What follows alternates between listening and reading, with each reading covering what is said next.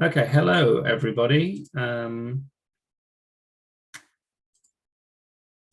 Welcome to this VSSN event entitled Women and Girls, Feminism and the Voluntary Sector. My name's John Dean. I'm Associate Professor of Politics and Sociology at Sheffield Hallam University, and I'm co-chair of VSSN, the Voluntary Sector Studies Network. Just so you're aware, we are going to record this event today and put it out on our social media channels and put it up on our website. So if you don't want to be in the recording, I suggest you keep your video turned off for the whole session. But that means that more people have got in touch who can't attend today have said that they wanted to view the video in the future. So so that's what we're doing. What is VSSN? VSSN is the UK's sort of body for voluntary sector and charity sector researchers. We try and create a network for people to come together to discuss charity research, philanthropy research, giving and altruism research, and community development and community infrastructure research. And we're multidisciplinary, covering all sorts of different academic disciplines, and try and include as many practitioners and charity-based researchers as possible as well. We've run a number of recent events. We've recently had our annual conference at Sheffield Hallam University, focused on issues of power, partnership and politics. If you're interested in viewing some of the key talks from that, I've just put the link in the chat box, so you can check out the videos from our previous conference. And then last year, our annual conference focused on issues of leadership and diversity in the charity sector, with a particular focus on race and racism. And you can look at some of the key recordings and plenary videos there at the link I've just put in. There's much more on the VSSN website, vssn.org.uk, including details of what we've done in the past and the benefits of becoming a member. And if you're not a member of VSSN, very much recommend you have a look at the benefits that being a member can bring you, including the fact that you get subscription to our journal, Voluntary Sector Review, and prices start at only £35. So we do a number of events over the years. We try and run 2-day conferences every year, sometimes in person, but more recently due to COVID, over the internet. And it's been a long time since we did an event focused on gender, and particularly issues facing women and girls in the voluntary sector, but also how groups and organisations focused on the issues facing women and girls, the women and girls sector is experiencing. We haven't actually put those issues front and centre for a while, so we're glad to be doing that today. What do we hope that people get out of this session today? We hope to hear about some interesting research and policy and practice developments in the sector. We hope that we generate a good-natured and supportive but critical dialogue between people. And we hope that new connections are made. And I really hope that people use this as an opportunity to talk to new people, talk to people whose work you're interested in, make new connections, and potentially look at creating new connections away from keyboard, as it were. And I suppose one of the key questions that we'd like to think about or answer by the end of the day is the voluntary sector a space for feminist or radical feminist thought and action? And if not, what is holding that back? What's the thing that is stopping that? There's a number of recent research on feminism and the experience of women and girls in the voluntary sector. For example, I'm going to put some just in the chat box now. You've got Elizabeth Dale and Beth Breeze's recent work on making the tea or making it to the top, and gender stereotypes in women's experiences as fundraisers. Erin Beaton and colleagues work on sexual harassment in fundraising, how female fundraisers are sort of expected to experience certain harassment practices because of the need to raise money. You've got Amy Sanders' recent work on how representation operates in government sector relationships. And from a more intersectional perspective, you've got the work of Leah Bassel and Dickins and Emejulu, focused on minority women and migrant women's experiences in the sector and how the sector isn't often designed for them. So, and I do hope that issues of intersectionality certainly emerge throughout our discussions today. So our schedule for the day includes 7 presentations of covering a number of different topics associated with this work. In the morning, we've got 2 presentations focused on representation and feminist values and methods, and then work focused on time banking and empowering women through funding. And then in the afternoon, we have work on girls and young women's participation in volunteering, and then work on mapping the voluntary sector. All speakers have been given a 30-minute slot. We've asked people to speak for 15 minutes and then followed by 15 minutes of questions and discussion. Please use the chat box. We'll be keeping an eye on it to put your questions, or use the raise hand icon to ask questions. And please just continue talking and continue sharing ideas. I know people will be dropping in and out as they do, because people have other things going on, but hopefully by the end of the day we can have a breakout session where we talk about what we've learned and what we can do next, and what VSSN can do next to continue hosting these conversations. So that's enough from me. I'm now going to ask our first speaker, who's Jennifer Krawinis, who's a PhD candidate at Queensland University of Technology, and Jennifer has stayed up late, and we're very thankful to her for doing so. Is going to speak about her work about gender balance in non-profit CEO positions. So, Jennifer. Thank you, John. I'll just share my screen.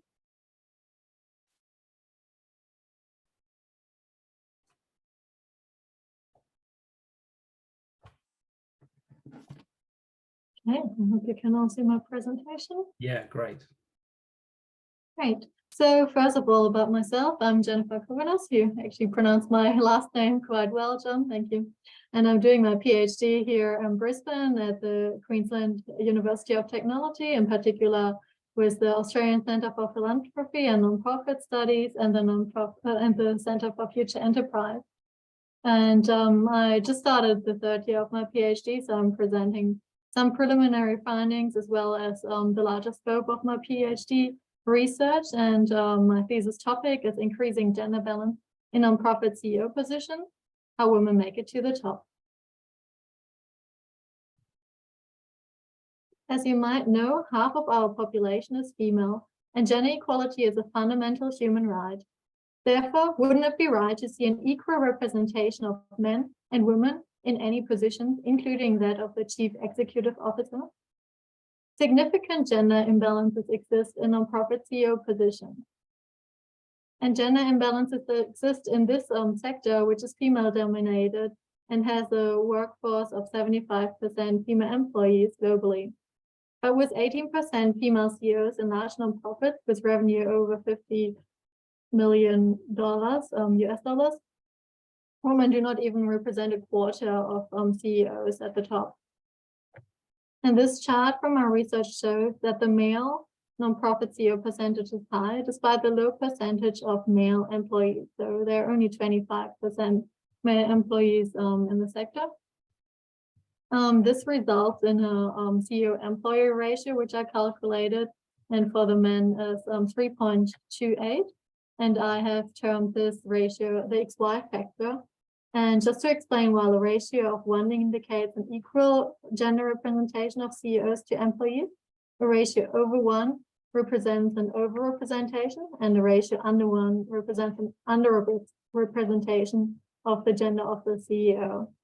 So the female XY factor here is 0.24 in the nonprofit sector, and it does not come close to 1, which indicates that the women in the sector are significantly underrepresented. And this also shows why I seek to address this area, because women are so underrepresented in the nonprofit sector. I've also calculated the male XY factor and the female XY factor for all Australian sectors, as identified by the Workplace Gender Equality Agency, as my research is based in Australia. And charities have been extracted from the published industries and represented as a separate sector. So basically, I kind of extracted all the charities because they were formerly in the other sectors to calculate the separate XY factor. And the male XY factor in the Australian charity is 2.05, so showing that men and CEO positions are still significantly overrepresented in the sector in Australia. And the female XY factor is 0.55, which indicates that women are underrepresented in the CEO positions in the Australian charity sector. So this leads to a significant CEO gender gap with a difference of 1.5, which my research seeks to address.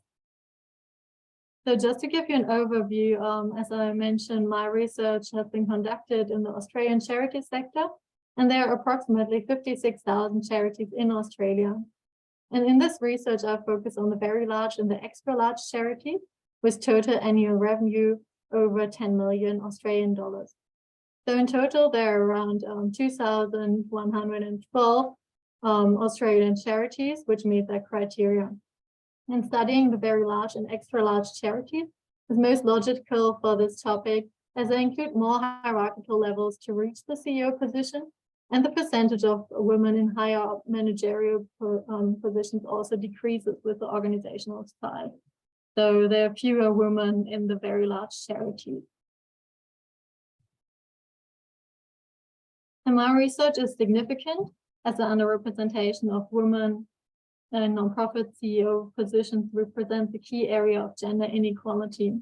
It is also detrimental as it causes mental well-being issues in women, negatively affect employee motivation, and can result in high staff turnover. And also, according to Oakley, it can cause frustrations in women and discourages those who want to seek a CEO position. Also, having women in CEO positions is critical, as literature suggests that they lead to increased organizational performance, corporate social performance, problem-solving ability, and diversity practices. But the nonprofit sector still lacks capitalizing on these benefits. So the overall question of my PhD research is, how can gender imbalance in nonprofit CEO positions be increased?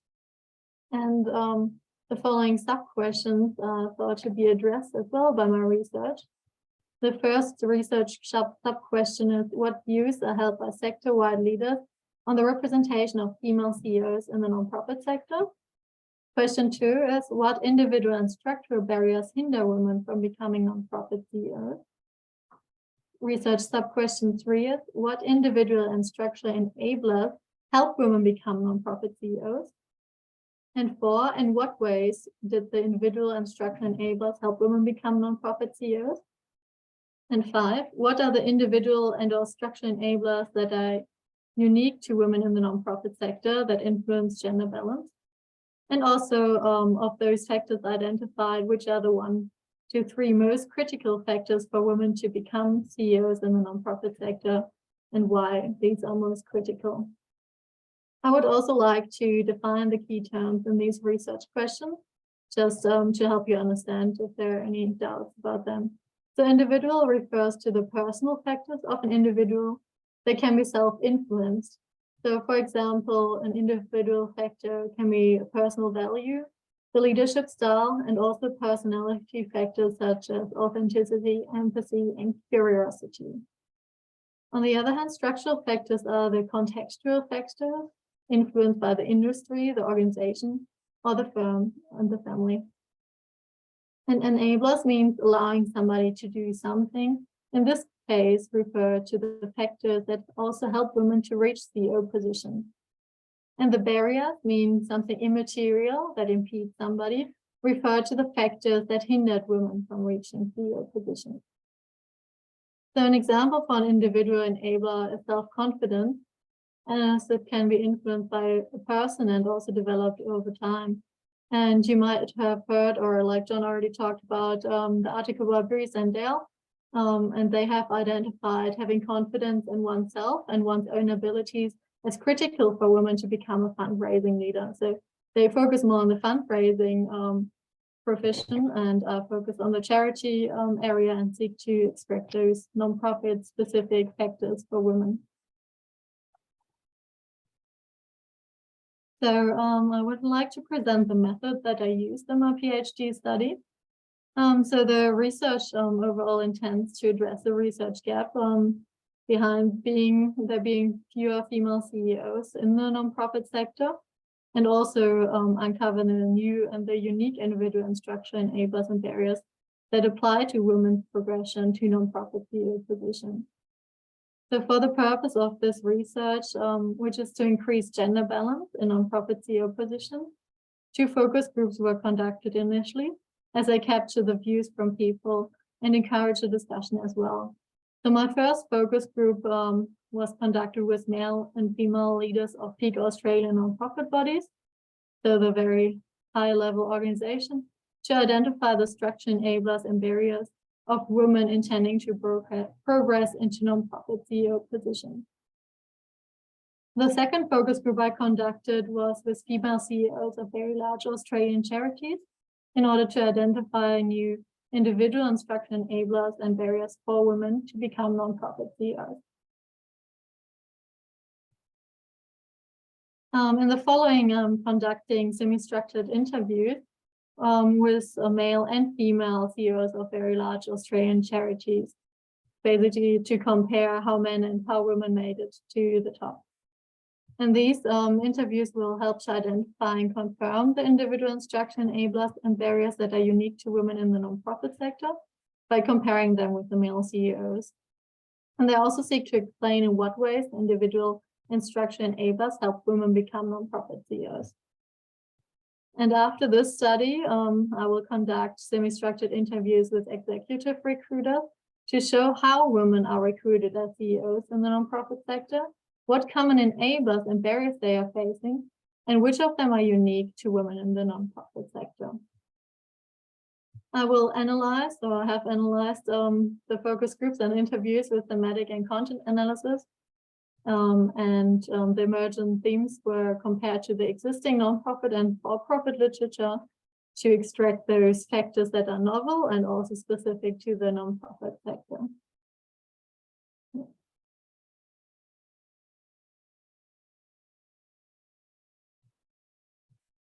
So I have identified novel individual and structure enablers and barriers through the focus groups discussion, which I'm presenting here.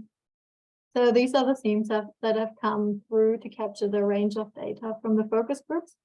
In particular, specific to the nonprofit sector are impact drive, purpose drive, and having a nonprofit sector industry group. So the individual enabler of impact drive means being motivated to create change, benefit others, or make a difference in the world. And impact drive has also been defined in the literature as thinking about one's impact with regard to the outcome and with regard to implications as well. And the related but still distinct individual enabler of purpose drive refers to the reason for which something is done. And having a nonprofit sector industry group that advocates for women, provides training and supports women in becoming CEOs also emerged as a structure enabler in the focus group discussion. You might have heard of the Champions of Change Coalition, which is formerly known as the Male Champions of Change, which has been led primarily by public and for-profit organizations, but we're still lacking something like that in the nonprofit sector. And other identified individual enablers, which might possibly also apply to the for-profit sector, are self-pursuit, CEO intention, self-determination, and self-validation. So self-pursuit means that women stand behind what they want and pursue their interests, even when they are countering barriers. And CEO intention refers to having had the intention to become a CEO, so always thinking about that and making intentional decisions in one's career towards the goal of becoming a CEO.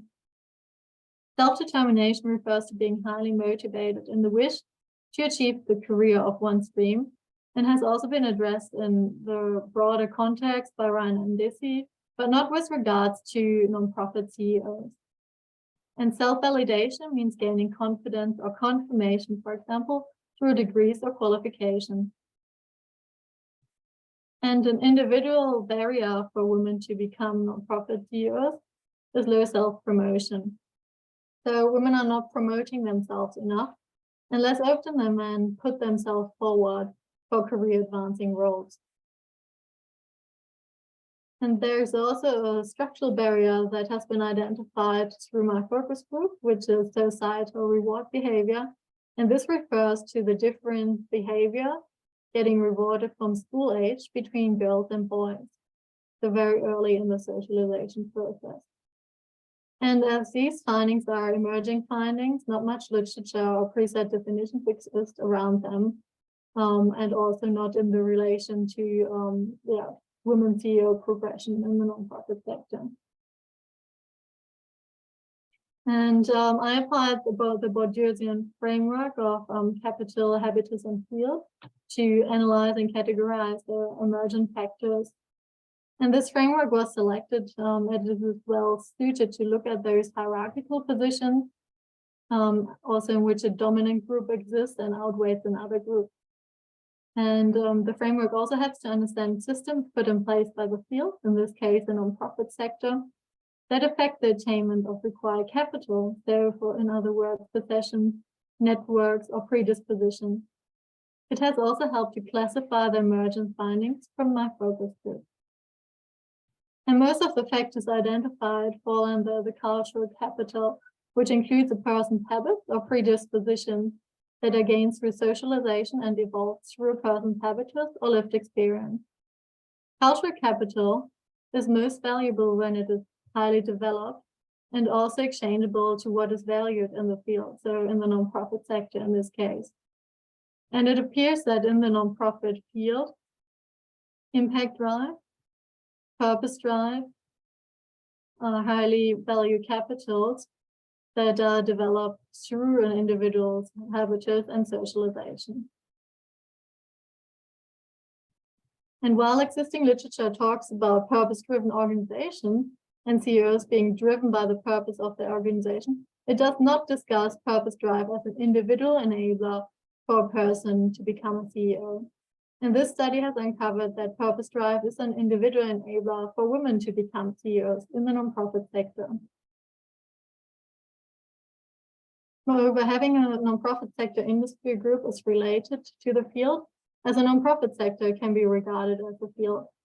And the nonprofit sector industry group could, for example, help women obtain skills and qualifications needed to become a nonprofit CEO, also offer leadership training, educate about challenges in the nonprofit sector, and provide mentorship and sponsorship and a community for women to exchange ideas and help each other.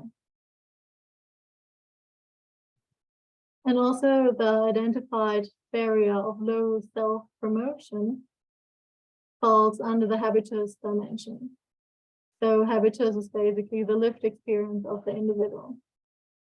And low self-promotion falls under this category as the individual stands in connection with society and might have also internalized low self-promoting behavior associated with the existing female class habitus, in particular applying to women. And social reward behavior is also part of habitus. So about what behavior gets rewarded from school age. And in particular, the gendered class habitus, so meaning girls are socialized and rewarded differently to boys. And yeah, here the other factors in blue are also part of capital on the left side, which I won't go into much detail in now. And the research to date has some significant academic contributions, as it has identified novel individual and structural enablers and barriers, and novel and non-profit specific enablers for women. I've also compared the findings to the existing non-profit and for-profit body of literature and thereby aim to contribute to the nonprofit literature. And through applying Bourdieu's theoretical framework in this context, it has been placed into the gender and nonprofit field in Australia. In practical terms, I intend to offer the normative guidelines to women who seek to become CEOs in the nonprofit sector, and also provide advice to the government, big nonprofit organizations and boards on the factors or the structural barriers they can address to help more women become nonprofit CEOs, so that we can see women in greater numbers rising to the top of the nonprofit organization. So an example for a normative guideline could be self-validation, and advice might be given on seeking to obtain certificates, degrees, and qualifications that help women gain confidence through having credibility. And overall, my research seeks to contribute to increasing gender balance in nonprofit CEO positions. Nonetheless, some limitations might be present in this research. So as noticed previously, although the focus groups were solely conducted in the nonprofit sector, with nonprofit sector leaders and nonprofit CEOs, some factors nonetheless might also apply to the for-profit sector and to men. So further research has to be conducted to clarify that. And as I'm still doing my PhD, the inter-quota reliability is still underway. And selection bias is also present in the study, as only those who became CEOs have been recruited, and not those who might not have made it to the leadership position, because it's quite hard to identify those who wanted to become CEOs but didn't become CEOs. I'm mitigating that through interviews by asking the CEOs as well if they know anybody like a competitor that wanted to become a CEO but didn't, to get a bit of data and insights around that. Jennifer, just to say, you're a little over time. I was wondering if you want to offer a Okay. final sentence, and then we can take questions. Yeah, and my further research also seeks to develop a conceptual model to identify the levels of importance of the factors that I identified for women to become CEOs. Okay, that's all. You can contact me under my email address or on LinkedIn, and please, I appreciate any feedback you have or questions you want to raise. Great, thank you very much. Thank you. If you want to end your screen share, there's been a couple of questions in the chat, and maybe we could ask those first and then see if anyone else has any more. There's a question from Robert Millen, says, it's a very interesting presentation. I wonder whether you have a sense of whether the gender balance is changing over time and how CEO positions relate to age. Might a cohort of generally older male CEOs gradually retire, helping to open up new opportunities for women? Yeah, that's a good question, Rob. Thank you. Yeah, so we're still a bit away from reaching the gender balance. I think there are like 136 years to reach gender balance, and this will be similar in the CEO position. But yeah, maybe with the CEOs retiring who are predominantly male now, there might be space for more women to become CEOs as well.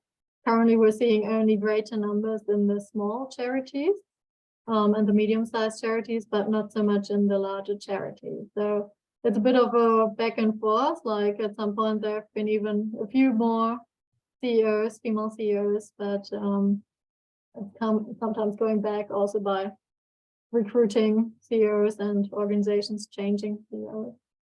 Okay, thank you very much. And Anne Hindley's asked, I was wondering about age too, and whether ageism is a factor. Does confidence increase with age and mean women are more likely to apply for CEO positions?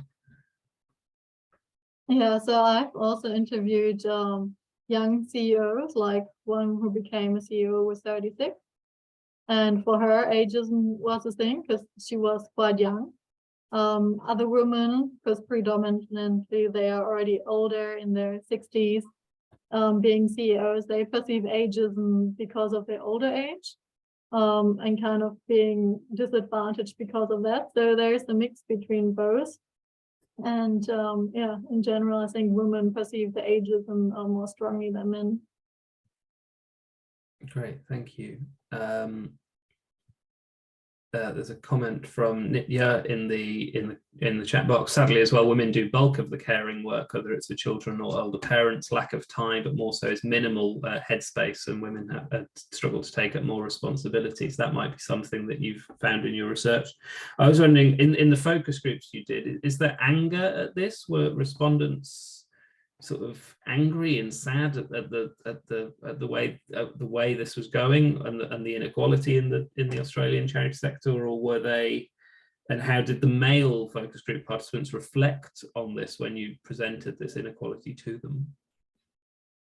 Yeah, so the first focus group I've done with the nonprofit sector leaders, and they were surprised about the numbers actually, because they didn't or weren't all aware that there's a few female CEOs in the charity sector, because they were thinking it's a female dominated sector. We have a lot of female CEOs, so they didn't quite perceive that inequality.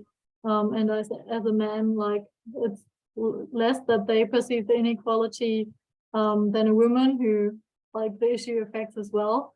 And I also asked the question what they would like to see with ratios, and often it would be women saying they want a proportionate representation of female CEOs to the employees, while men were more indicating like a 50-50 balance. So, but yeah, ultimately we kind of want to achieve the proportion that if we have 75% female employees, there should also be 75% female CEOs. That's what the majority is. Great, thank you. Thank you. There's more questions in the chat box. I'm happy to read them out, or if people wanted to unmute themselves and ask the questions themselves, then that's more than welcome. Sarah, did you want to ask your question, or shall I just read it out? Sure, I can go ahead. Thank you so much, Jennifer. Great presentation, really interesting.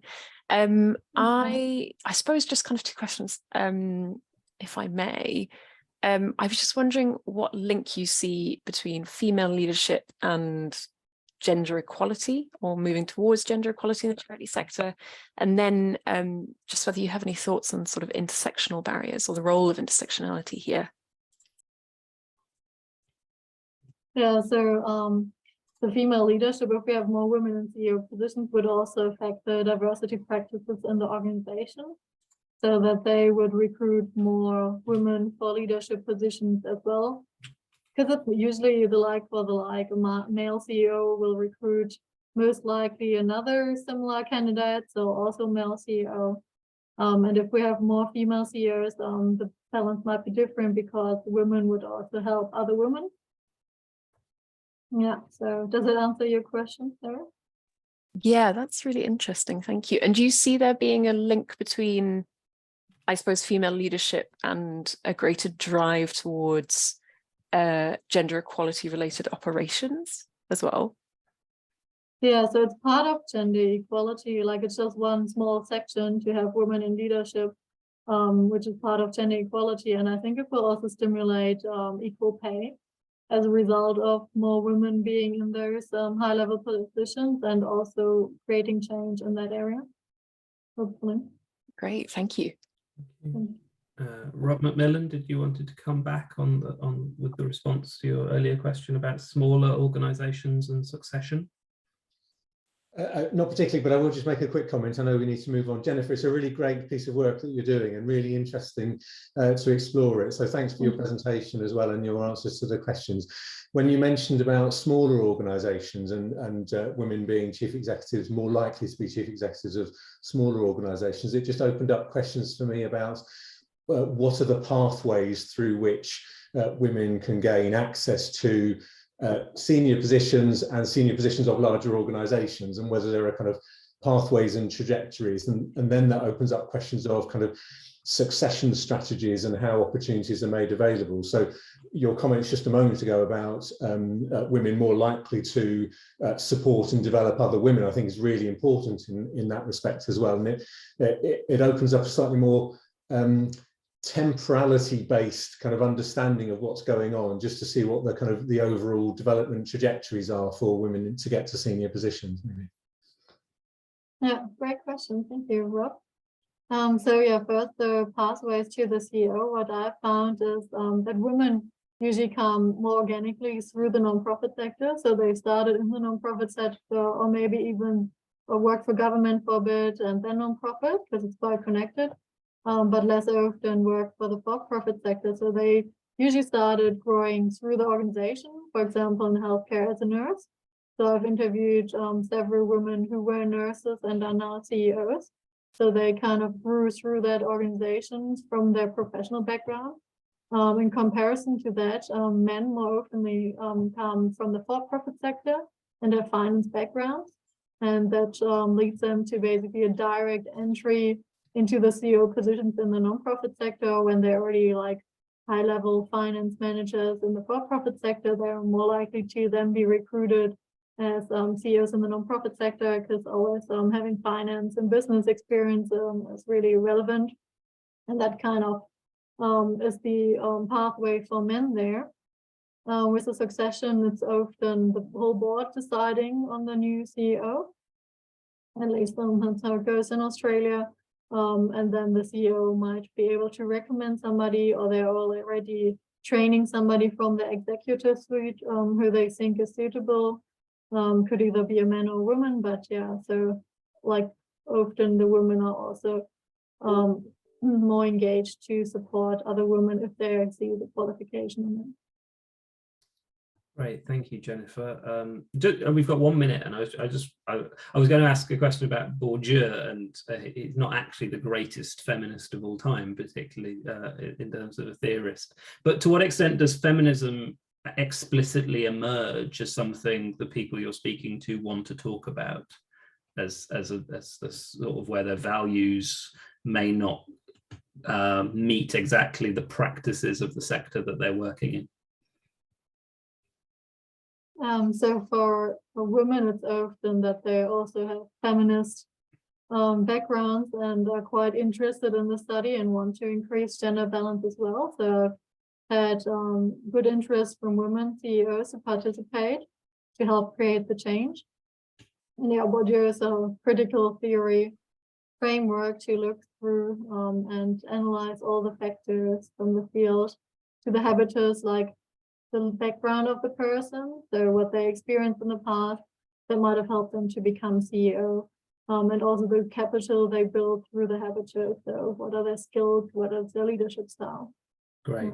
Does that answer your question? No, it does, but I think I'd like to talk about that more, because it's a Bourdieusian fanboy thing going on over here. So. Yeah, we can have another chat. I saw you also applied it in your article. Thank you very much, Jennifer. Thank you so much for coming and staying up late and participating today. We're going to move on to our next Thank you very much. speaker and set of speakers. Yes, everyone use your clap emoji, which is Louise Warwick-Booth, Ruth Cross and Susan Cohen from Leeds Beckett University. And they're going to be talking about 10 years evaluating gendered interventions for vulnerable women and girls. So Louise, are you screen sharing? I am going to, yeah. Great. I'm gonna get onto slideshow. There we are. Is that okay for everyone? Can you all see? Yeah, great. Great. Okay, so we are going to talk to you today about our work in the voluntary sector. We've done a lot of service evaluations of quite similar projects over the last 10 years. So we're going to pull together some key kind of strands around our evaluation work in terms of our approach to research, in terms of what we find, because there are a lot of similarities across these evaluations that we've done. So really we're looking at what works for vulnerable women and young girls. And then we're going to reflect on some sort of issues and challenges that we've come across in a number of these projects that we're looking at. So we're going to kind of finish on a more critical lens. So I hope that all sounds okay to everyone. So I think just as a starting point, I'll talk you through our ways of working, and then I'll hand over to Ruth, who's going to detail some of the sort of findings, as well as all the different types of things we've looked at. So we are female researchers. We're a team of women who research other women, basically, and sometimes that is a pre-requirement of some of these calls to funding. It has to be you know, women who are leading the research. We have done a piece of research once. I just had a sort of recollection of this where we had a male member of our team involved and ended up being physically in a women's centre, kind of hiding him in the stairwell. So there's something about gender dynamics immediately there. So we tend to operate on a women-only basis. We are kind of always trying to capture the voice of service users. So whoever it is who is kind of accessing support or working within these interventions in the voluntary sector, we always try and capture their voice. So we do that with a range of methods, basically, that, you know, are often quite qualitative because of that need to capture voices and experiences as well. But we come at this from quite a feminist perspective. In terms of, I guess, reflexivity and positionality, we accept that we are kind of different to our service users that we're talking to. We may not have had the same challenges in life. We may have different skin colour. We may be different social class positions. So all of those are kind of, you know, critical elements that we're often aware of. And, you know, we've been doing this for 10 years and none of us are therefore getting any younger. So sometimes there's an age difference as well there. But underneath all of those differences, our work is ultimately about us researching women for their advantage, we hope, to enable them to speak, to enable them to be heard in the context of these projects. So we've done lots of different types of data collection. You can see here on the slide, there's a couple of pictures. So the top picture, this is a storyboard approach, and we've written this up as a kind of methodological paper as well, where we were working with young women and we wanted to ask them about their experiences. We did this in the context of a focus group, and we took loads of different kind of creative things with us, pens, papers, stickers, bits of magazines, and we asked them to tell us about where they were at the beginning of their journey when they were seeking support from a project, where they were now, so, you know, how's things going now, and where they hoped to be. So it's a bit of a, you know, kind of representation of their travel through a project, and it was a really nice thing to do, to allow them to kind of relax and to articulate their stories in, we hope, a less threatening manner than kind of, you know, just having some researchers, which can be a scary word, kind of go tell me all about it in a focus group. We participated in this as well. We created our own storyboard as well at the same time. We did that with refreshments and kind of, you know, tried to be more relaxed in our atmosphere to kind of really enable that voice and forefront those experiences. The other picture at the bottom of the slide, so that one's about using a metaphor, and again that was in a focus group discussion, but actually we were asking people, if you had the kind of, you know, if you were describing the ingredients of what works in this project, what would they be? So what's the kind of essential ingredients, and then what is the sort of icing on the cake, effectively? And so we went with some pre-prepared things, but you can see there's some handwritten notes as well about some of the things that the women chipped in.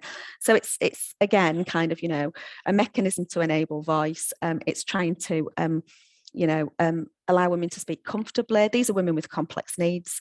They're experiencing multiple disadvantage, if you want to use those terms in the literature.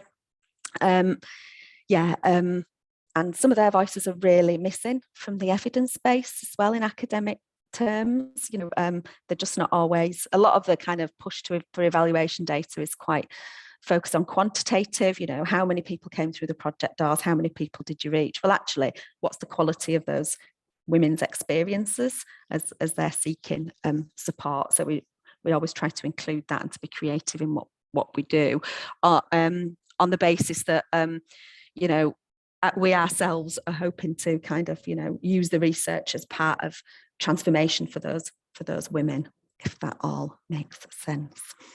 So I'll move on, and then I will, oh, my slide's stuck. There we are. I'll pass over to Ruth, who's now going to chip in and give you a bit more detail about the sorts of projects we've looked at.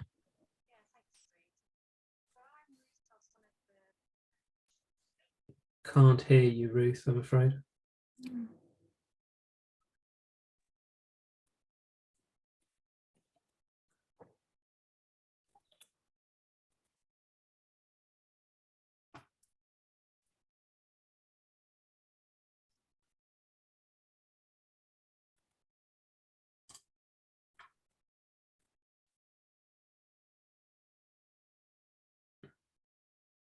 You okay? I can't unmute. Oh, there we go. There we go. We can hear you now. Oh, right, great, brilliant, thank you. So I'm Ruth Cross, one of the research team, and I've done a lot of work with Louise and Susan and others who've joined in the projects over the last 10 years or so. So this slide shows some of the scope of our work. So we've been working for 10 years doing voluntary sector evaluations for interventions that work with vulnerable women, vulnerable young girls. We use the term vulnerable because it's used in the wider literature, but we don't always subscribe to what that sort of projects as a very sort of deficit way of looking at women who experience multiple and complex disadvantage, because it's not really very assets focused. It's more of a, like I said, a deficit way of looking at things. But it nevertheless, it is used in the literature, so that's one that we go with. So we published in the academic literature, we published through case studies, as you can see, picture of Louise there on the slide, using creative methods. So we've published about our findings, but also about the methods that we use, which, as Louise says, a feminist in focus. These are the kind of programs that we've looked at. So with young women who are at risk, women experiencing different kinds of disadvantage, different kinds of abuse, complex needs, and women who usually fall through the net really in terms of statutory provision. So they are supported much more by non-profit organisations and through the voluntary sector. So that's where we tend to focus our efforts, and it's usually small scale projects evaluated with small scale budgets. But nevertheless, what we're seeing is a very sort of clear set of themes in terms of what works for supporting women in this sort of situation towards that transformation that Louise was talking about in the previous slide. Can we go to the next slide, Louise? Thank you. Anyway. So we've really sort of identified, from looking at the findings across lots of different evaluations, six key themes. So you can see those listed on the slide on the left-hand side. The most important thing is this factor in terms of women being at the centre of the service. Okay, so what we've also got on the right-hand side of the slide is a model that we've produced as a result of the work that we've done that shows how these types of services really work and how they flourish. So the women being at the centre of the service is really, really important. Louise has also signalled the importance of a gender-specific service, and for some women, depending on their needs and where they are at that point in their lives, that is really, really important because they need a safe space. And unfortunately, men often represent unsafety to them and quite often are perpetrators in terms of gender-based violence. So having that safe space that is female only is really important.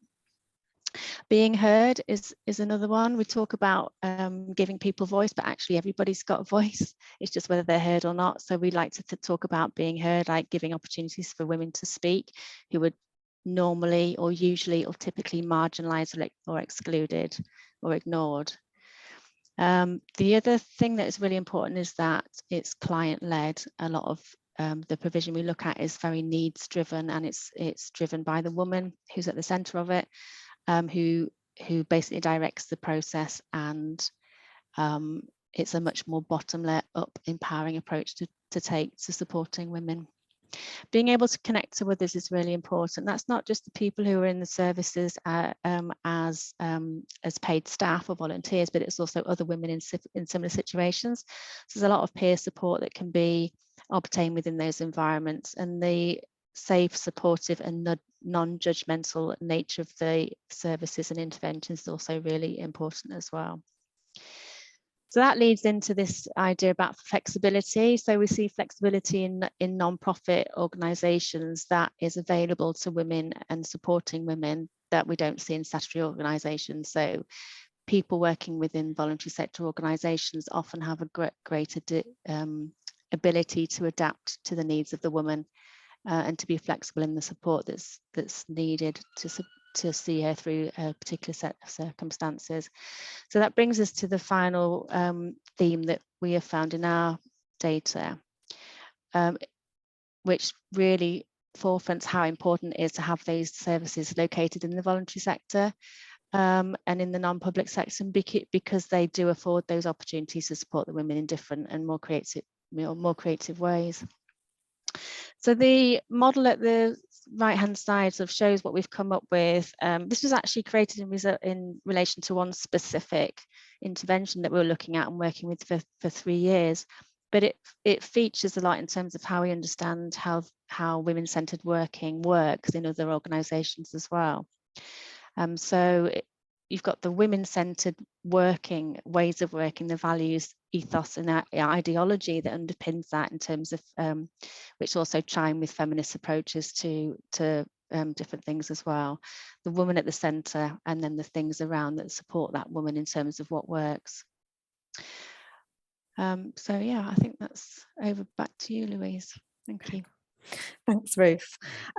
So lots and lots of learning from all of those evaluations in terms of what works for women, and as Ruth mentioned, that kind of the importance of these services in the voluntary sector, we can't sort of emphasise enough. We've got a bank of kind of evaluation data where women are very, very clear that they have had support sometimes from other services, or were unable to get that support from services that couldn't meet their needs. And it was only when they engaged with these voluntary sector services and the type of provision that is available there that they really were able to kind of, transform their lives and improve their lives. And, some of this stuff's really powerful. It can be about exiting harmful relationships. It can be about having gaining access to children who've been removed, and just generally feeling better in terms of mental health and having better emotional well-being. So, the voluntary sector workers and projects, even though they are small scale, often funded on a tiny shoestring. One of the sort of powerful things as well is around the fact that they work in non-stigmatizing ways for these women, because lots and lots of other services, the women feel from their point of view, judge them. So in many ways, statutory services do not compare, because women feel judged by statutory services. They feel scared of statutory services, particularly where children are identified as being in need and at risk, because statutory services have the power to remove children from parental care as well. So there's some real significant consequences here as well for these women who are working with those statutory services or choosing not to. Obviously, from our point of view, we're now at a point where we've looked at all these different projects and interventions that have similar approaches that work in similar ways, and the women that we interview and capture in our data always say that the services work for them. Obviously, a caveat to that is that we don't speak to everyone. We don't necessarily find out women who perhaps don't engage with the services or kind of leave the service early, and we've never been able to capture those perspectives. So there's a little bit more work needed there, but ultimately these services are not really supported by policy. We know we've had austerity in the UK. We know that the women's sector has been massively affected by that in terms of not having funding. We also know that austerities may raise more gender-specific challenges too for women, increased rates, for example, of domestic abuse and so on. So from our sort of point of view, we feel that the policy environment isn't supportive in terms of funding. And so if it wasn't for the voluntary sector, then I think there'd be a real significant challenge for lots and lots of, the outcomes for these women would be indescribable, really, from our point of view. So sometimes we've had conversations with commissioners about refunding some of these projects, but actually that's not always possible on very limited budgets. So I think we would like to see longer term, more core funding and a little bit more supportive policy. I guess women's health is now on the policy agenda more specifically. There's been a government consultation earlier this year. So I'll say that as a more positive note rather than just kind of being super critical. So at least that's being sort of talked about. And it's interesting because if you look at the sort of policy review there, one of the key things that's coming through is that women want to be heard, which is exactly chimes with the findings that we have. We've also got this sort of, interesting data that we haven't yet published about partnerships. So voluntary sector organisations coming together to work in partnership to access funding to enable them to deliver. And that comes with lots and lots of challenges themselves. And some of this can potentially, we feel, be anti-feminist because it's a competitive environment. You are competing with your feminist counterparts for money to make sure that your project survives, and that's not a nice environment to operate in. So how in those contexts are you then able to kind of, ensure better outcomes for the women working in your service? Not necessarily for, I think it can be quite competitive and full of conflict, I'll say. So I guess the final point to end on really is that, some interventions themselves as well could be criticised from the point of view that what they're asking women to do or encouraging women to do is to kind of conform to gendered expectations around what being a woman is, what being a mother is, etc. And that's how some of the evaluation funders want to capture evidence of success. And so I think one of our papers we wrote was a little bit more critical about, are these interventions, a little bit anti-feminist, but that's not what the women that we speak to say. That's our kind of academic critical view as well in there. So just some references at the end with some links to some of our publications around all of this work. And then if you've got any questions, of course, feel free to ask. And I'll stop sharing. Thank you very much, Louise and Ruth. So there's been a couple of comments and questions in. I was wondering if Kelly Ziemba, did you want to share? Because you said that this spoke very much to the work that your organisation was doing in Coventry. Yeah, no problem. Yeah, everything that was just presented there just aligns completely with what we experience as a women's organisation and the approach that we take. I made a point in the comments about working with women, and you can't see me, but I'm doing air quotes, women with complex needs or facing multiple disadvantage require a holistic approach, a long-term approach, quite an intensive approach. So for the support staff, like smaller caseloads, and I put, there's no quick fixes. A model of, come into our service, 12 sessions or 36 sessions and out you go, kind of a fixed woman. Like, it doesn't obviously work like that. But it's really hard in terms of the funding environment to sell that approach that's, it's longer term. And I guess when we're doing funding applications and we're saying, we're going to support, 40 women with this money over 3 years, like, it doesn't sound like enough or a lot. That's one of our challenges for sure. Yeah, I think that's an absolute ongoing. I think that is absolutely resonates with everything that we find. We've had one service offer women 9 months of support, which sounds a lot, doesn't it? But actually, it's still not necessarily enough.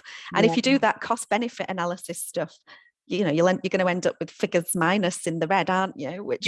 But that's because we're measuring it in the wrong way. I would say we're not measuring in terms of, all this. I'm preaching to the converter, but we're not kind of saying, what does it mean for you to those women, and how are they, improving things? You're absolutely right. Yeah. We found that, haven't we, in some of our evaluations where we've sort of presented the soft data, the qualitative findings, which are so rich and so powerful and important. But the funders and the services themselves have wanted the harder outcomes. So they've wanted the social return on investment, the figures about, predicted drops in attendance to A&E, those kind of things. That's what they've really wanted. Or people going back into employment. That's what really counts. Yeah. And it's really hard in the absence of having researchers such as yourselves, to be able to pay for like an evaluation of a project.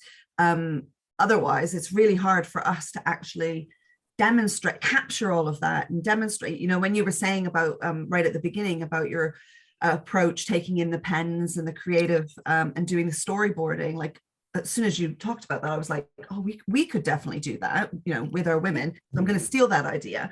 But, you know, it takes time and it takes resource, and yeah, we've got to think creatively about how we can tell those stories, I guess. Yeah, that's true. But yeah, you can do that, Kelly. You can steal those ideas, and hopefully the women will find that therapeutic as well. Kathy from Smallwood, you said that you were trying to fund networks of organisations to reduce that conflict that Louise and Ruth spoke about.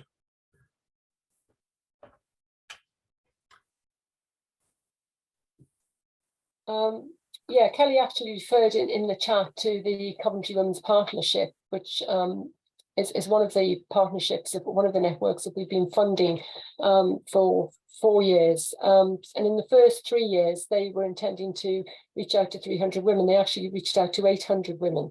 And it was just an opportunity for the organisations involved in that network to really work together. So although some of them were working together, it was about getting that referral system that you know worked across the whole. And yeah, they have actually, because it was coordinated by the Women's Budget Group, there have been reports come out of that, so the learning from that has come out.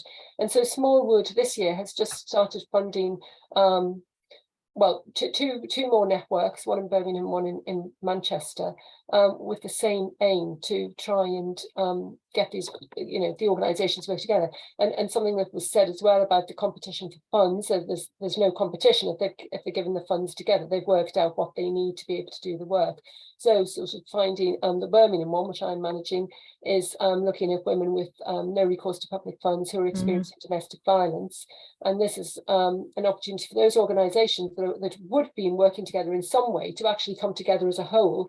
And already their referral system is up and running. It just started in August.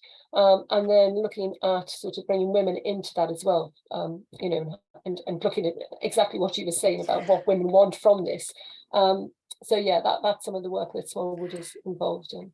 I mean, I think I completely, we've seen some of that, Kathy, and we've evaluated a big partnership as well, and there was so much learning. And actually one of the advantages of that was for some of the smaller organisations, they really learned a lot more from the bigger organisations who've been operating lots. And one smaller organisation actually went bust and then it was subsumed into a larger organisation. So at least then staff kept jobs and women were still getting support.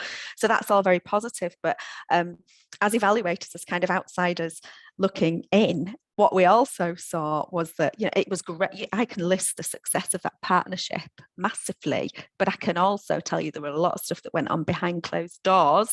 And I think some of that is driven by those kind of, because their funding was for, I think, 3 years. So as you start moving towards the end of that 3-year period, what's happening to that partnership? People might want to stay in, but where's the money going to come for posts and work and so on? So it's challenging. Yeah, it is. And Smallwood have actually got a learning partner involved as well, so that we can take that learning forward, so that we can, look at the sort of thing that you're talking about, that we can, and I mean, it's, it hasn't been straightforward. I mean, there's been some things to work out, but yeah, it's it definitely has more potential maybe than just sort of individually funding. In the chat, both Sonia and James have talked about future reports that they're currently working on, some using creative methods, including with women, and one on how, from a group of funders who want to better support women's sector orgs. I wonder, Sonia, did you want to say anything about that forthcoming report?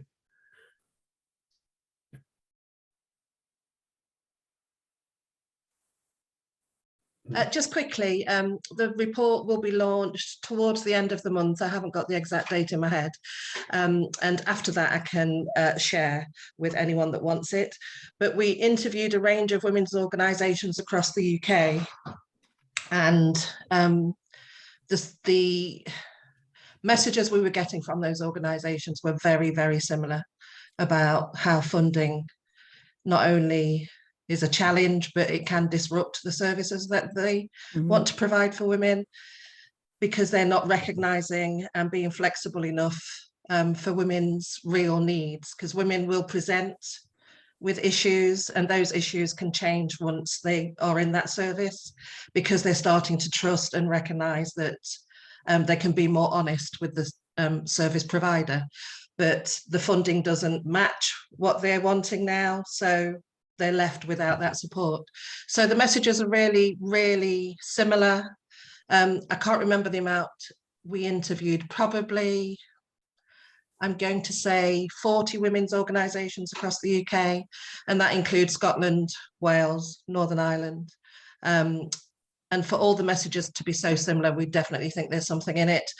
And the group of funders we're working with seem very, very intent on providing a better service. So hopefully good news coming. Great, thank you. And James has said that the report is forthcoming, but if anyone wants it, they can get in touch with him perhaps.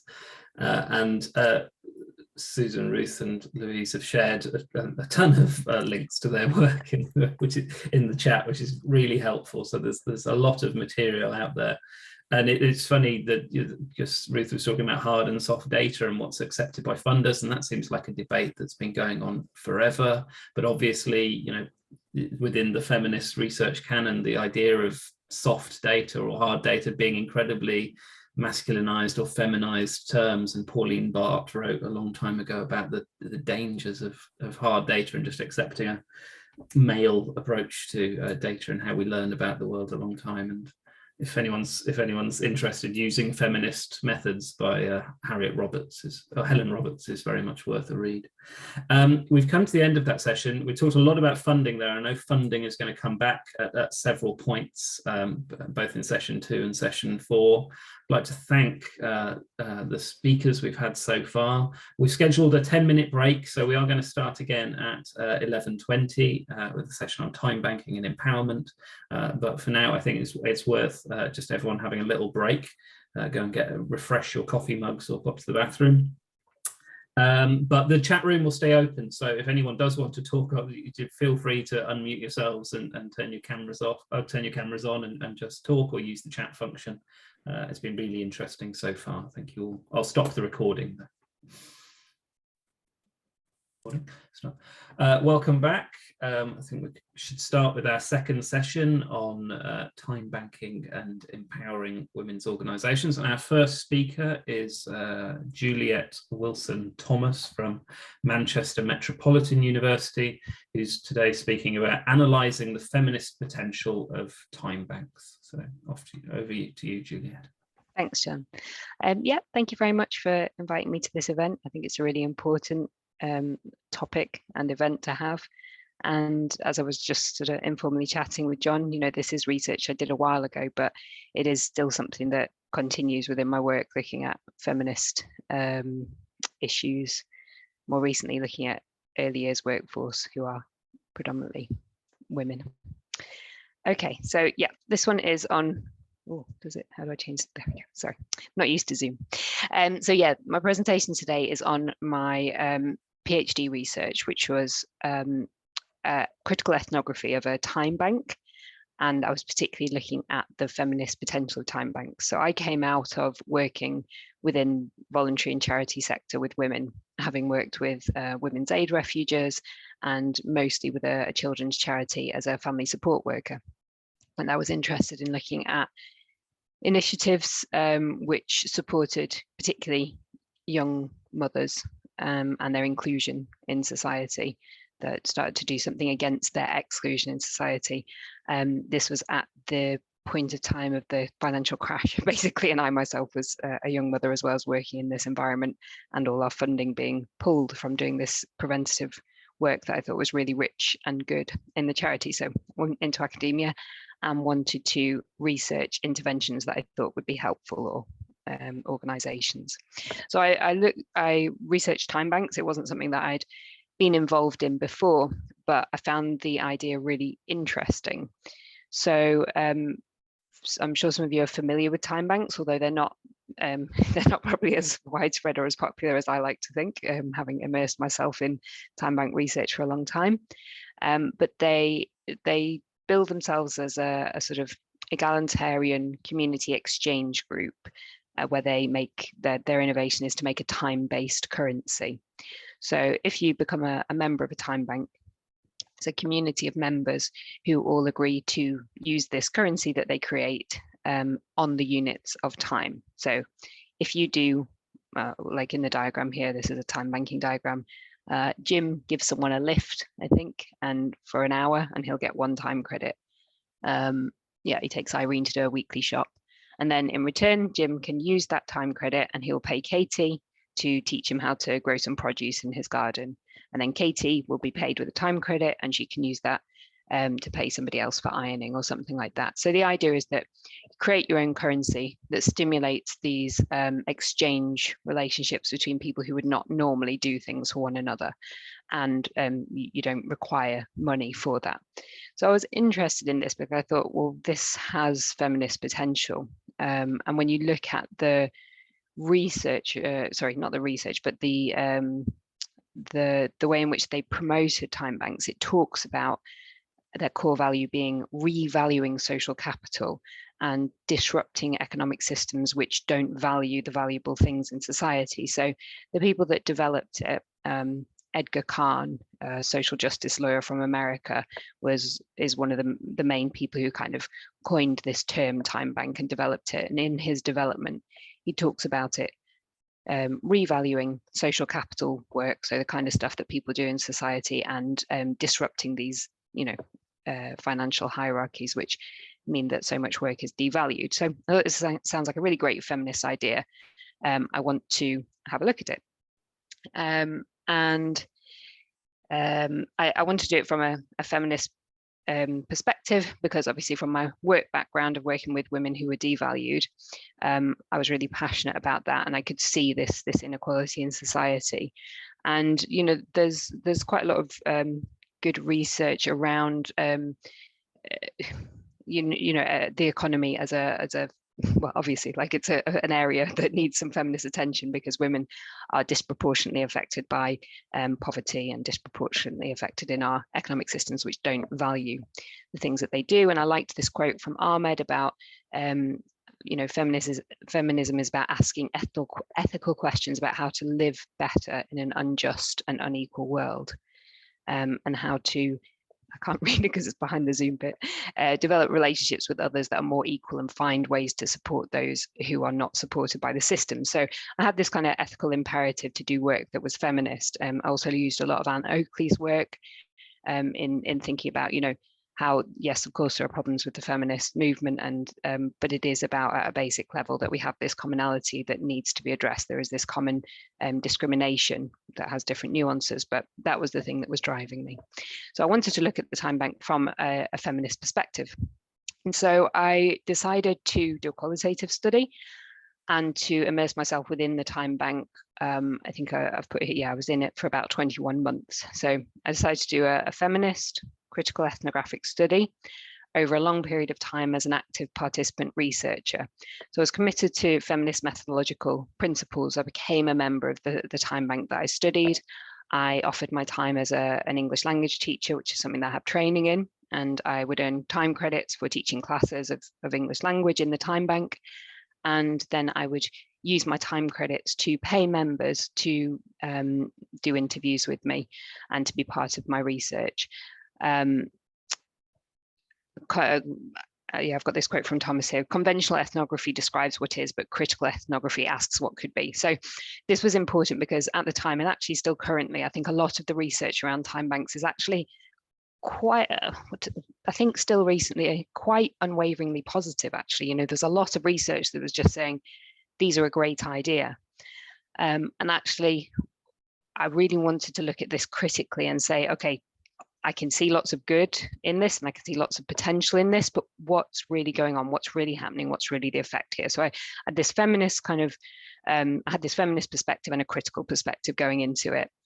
And so as a participant over a long period of time, I think I gained data that's different to other research projects with time banks, which have been shorter lived. And actually a lot of research with time banks has actually talked about the fact they've lacked access to people. They haven't actually been able to get many participants. And again, I think that stems from the fact that a lot of time bank participants are women. A lot of time bank participants are women on low wages or living in poverty. They're not people who are necessarily easily captured by more quantitative methods or more short-term opportunities for interviews. So this approach meant that I was able to engage with a lot more members and understand their participation in more depth than I believe was done in other research. And in the end, I did, I was there day to day for over a year, and so I took notes and things like that, but I also did in-depth interviews with, I think it was 20 members and 25 members, sorry, and all 5 members of staff. So I talked with the staff as well. One of the things that came out from the women was, and from the staff, from everyone really, was a lot of positivity about the time bank system. They really liked this system. It had allowed them to keep doing work in the community when other funding was pulled. Being critical, that goes back to the ways in which they were able to keep using this system because their funding was pulled from other systems which needed more staff and things like this.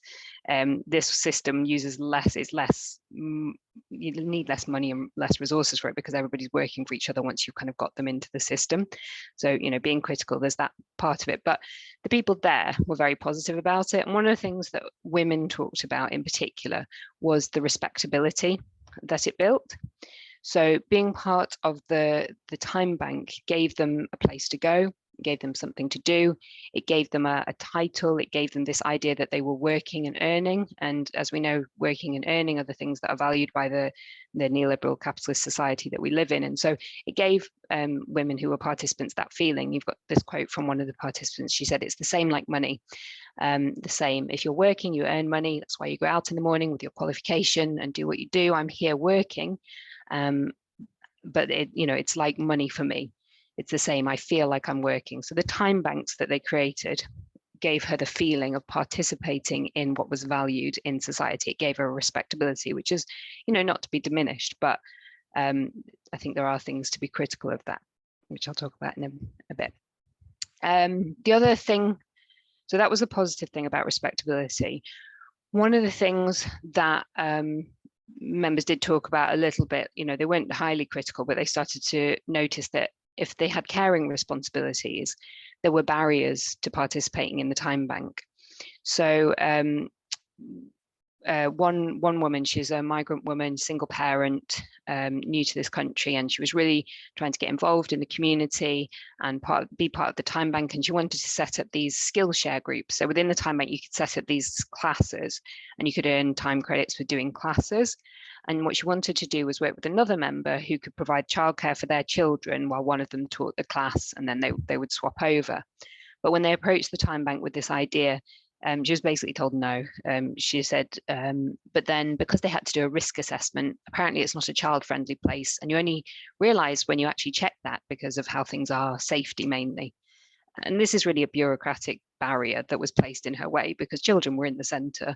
They did holiday clubs, they had Christmas plays, it was attached, there was a church part of it. So, and I think you come up against this a lot, to be honest, in things that women try to get involved in. There's these bureaucratic barriers because of the caring responsibilities. And, obviously there are safeguarding things for children and risk assessments that need to do, but I think it becomes a barrier that people don't try to overcome very quickly. So there was this happening for women who tried to get involved, who had caring responsibilities.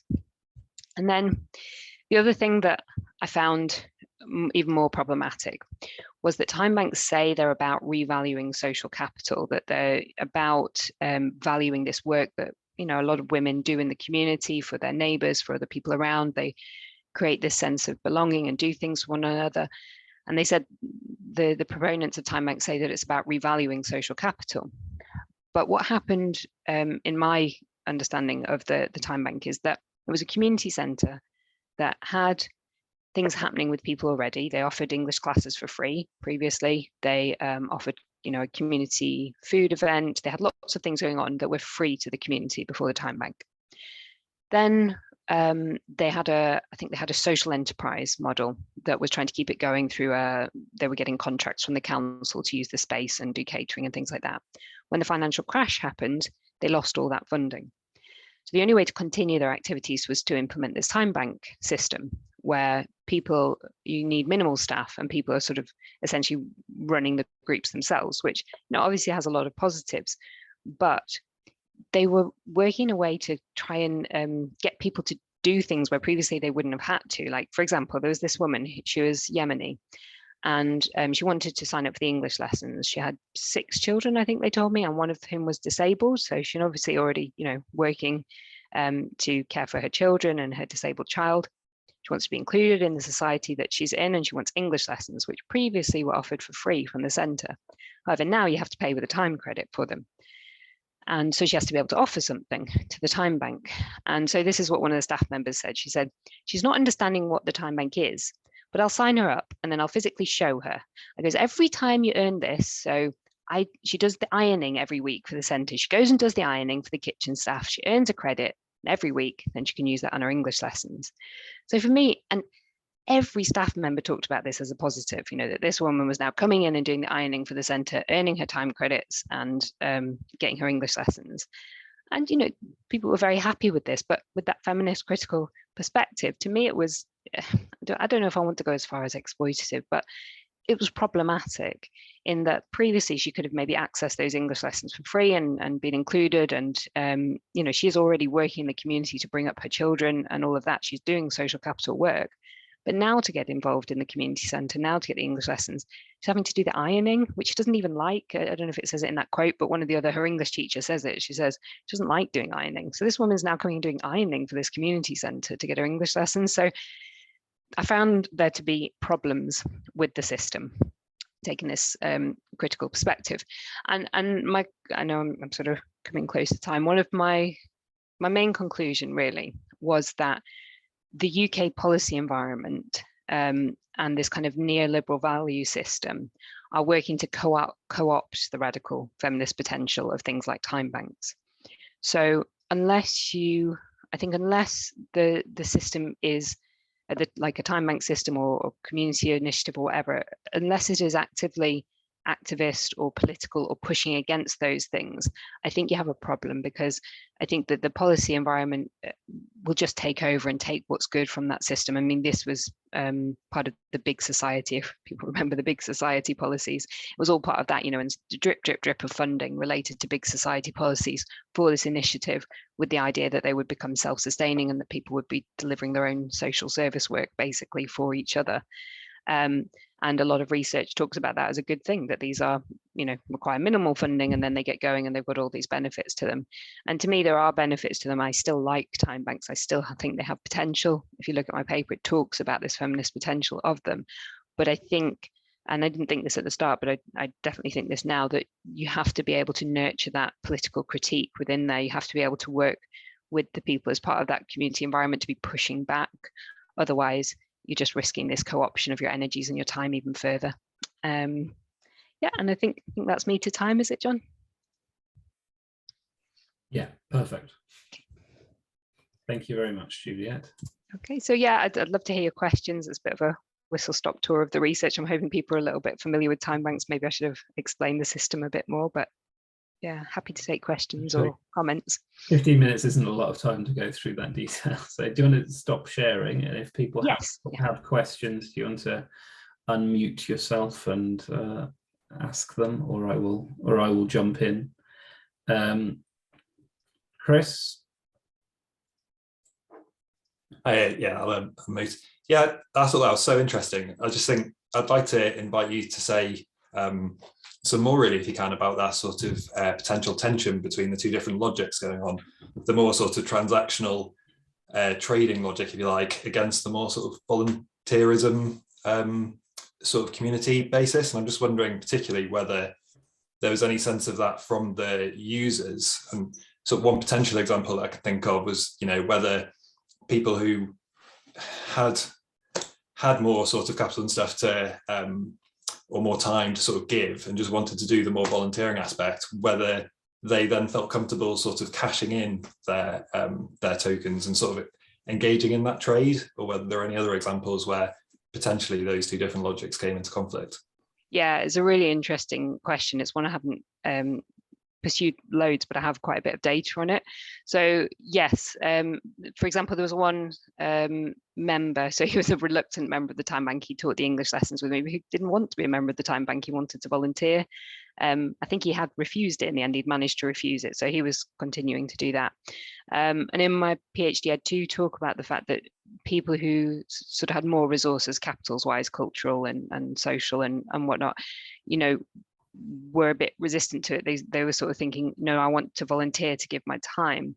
And then the problem is then you've got these kind of two tiers within the system. So if everyone's not giving and taking equally, then you maintain those imbalances. But what was interesting and again, I think problematic, was that the economic rationale seemed to take over for a lot of people, because what happened was that football stadiums and things like that started to donate tickets to the Time Bank, and so they could then start to be able to exchange their Time Bank credits for things like football tickets or cinema tickets or day trips. And then people started to make these economic rationales and start to think, oh, well, this is more value for my time, so I'll take a football ticket and I'll do this, and I'm not going to take a community cafe meal, or do, you know, and it was stimulating these strange, you know, these more kind of economic rationales in their head. But yeah, definitely there was a problem with maintaining an imbalance of, I guess, power within the community group, because some people didn't really want to be, they wanted to volunteer and give time, and others needed the credits more, or needed them for their respectability. So yeah, if you don't manage to get those members who have those more kind of higher social capital or cultural capital, mainly, I think probably, then you're going to maintain these disparities. I think they actually probably need to get more on board with the idea that this needs to be more of an equal playing field, and for them to be invested in it a bit more as well, I suppose. Yeah. Thanks. Great, thank you. Angela?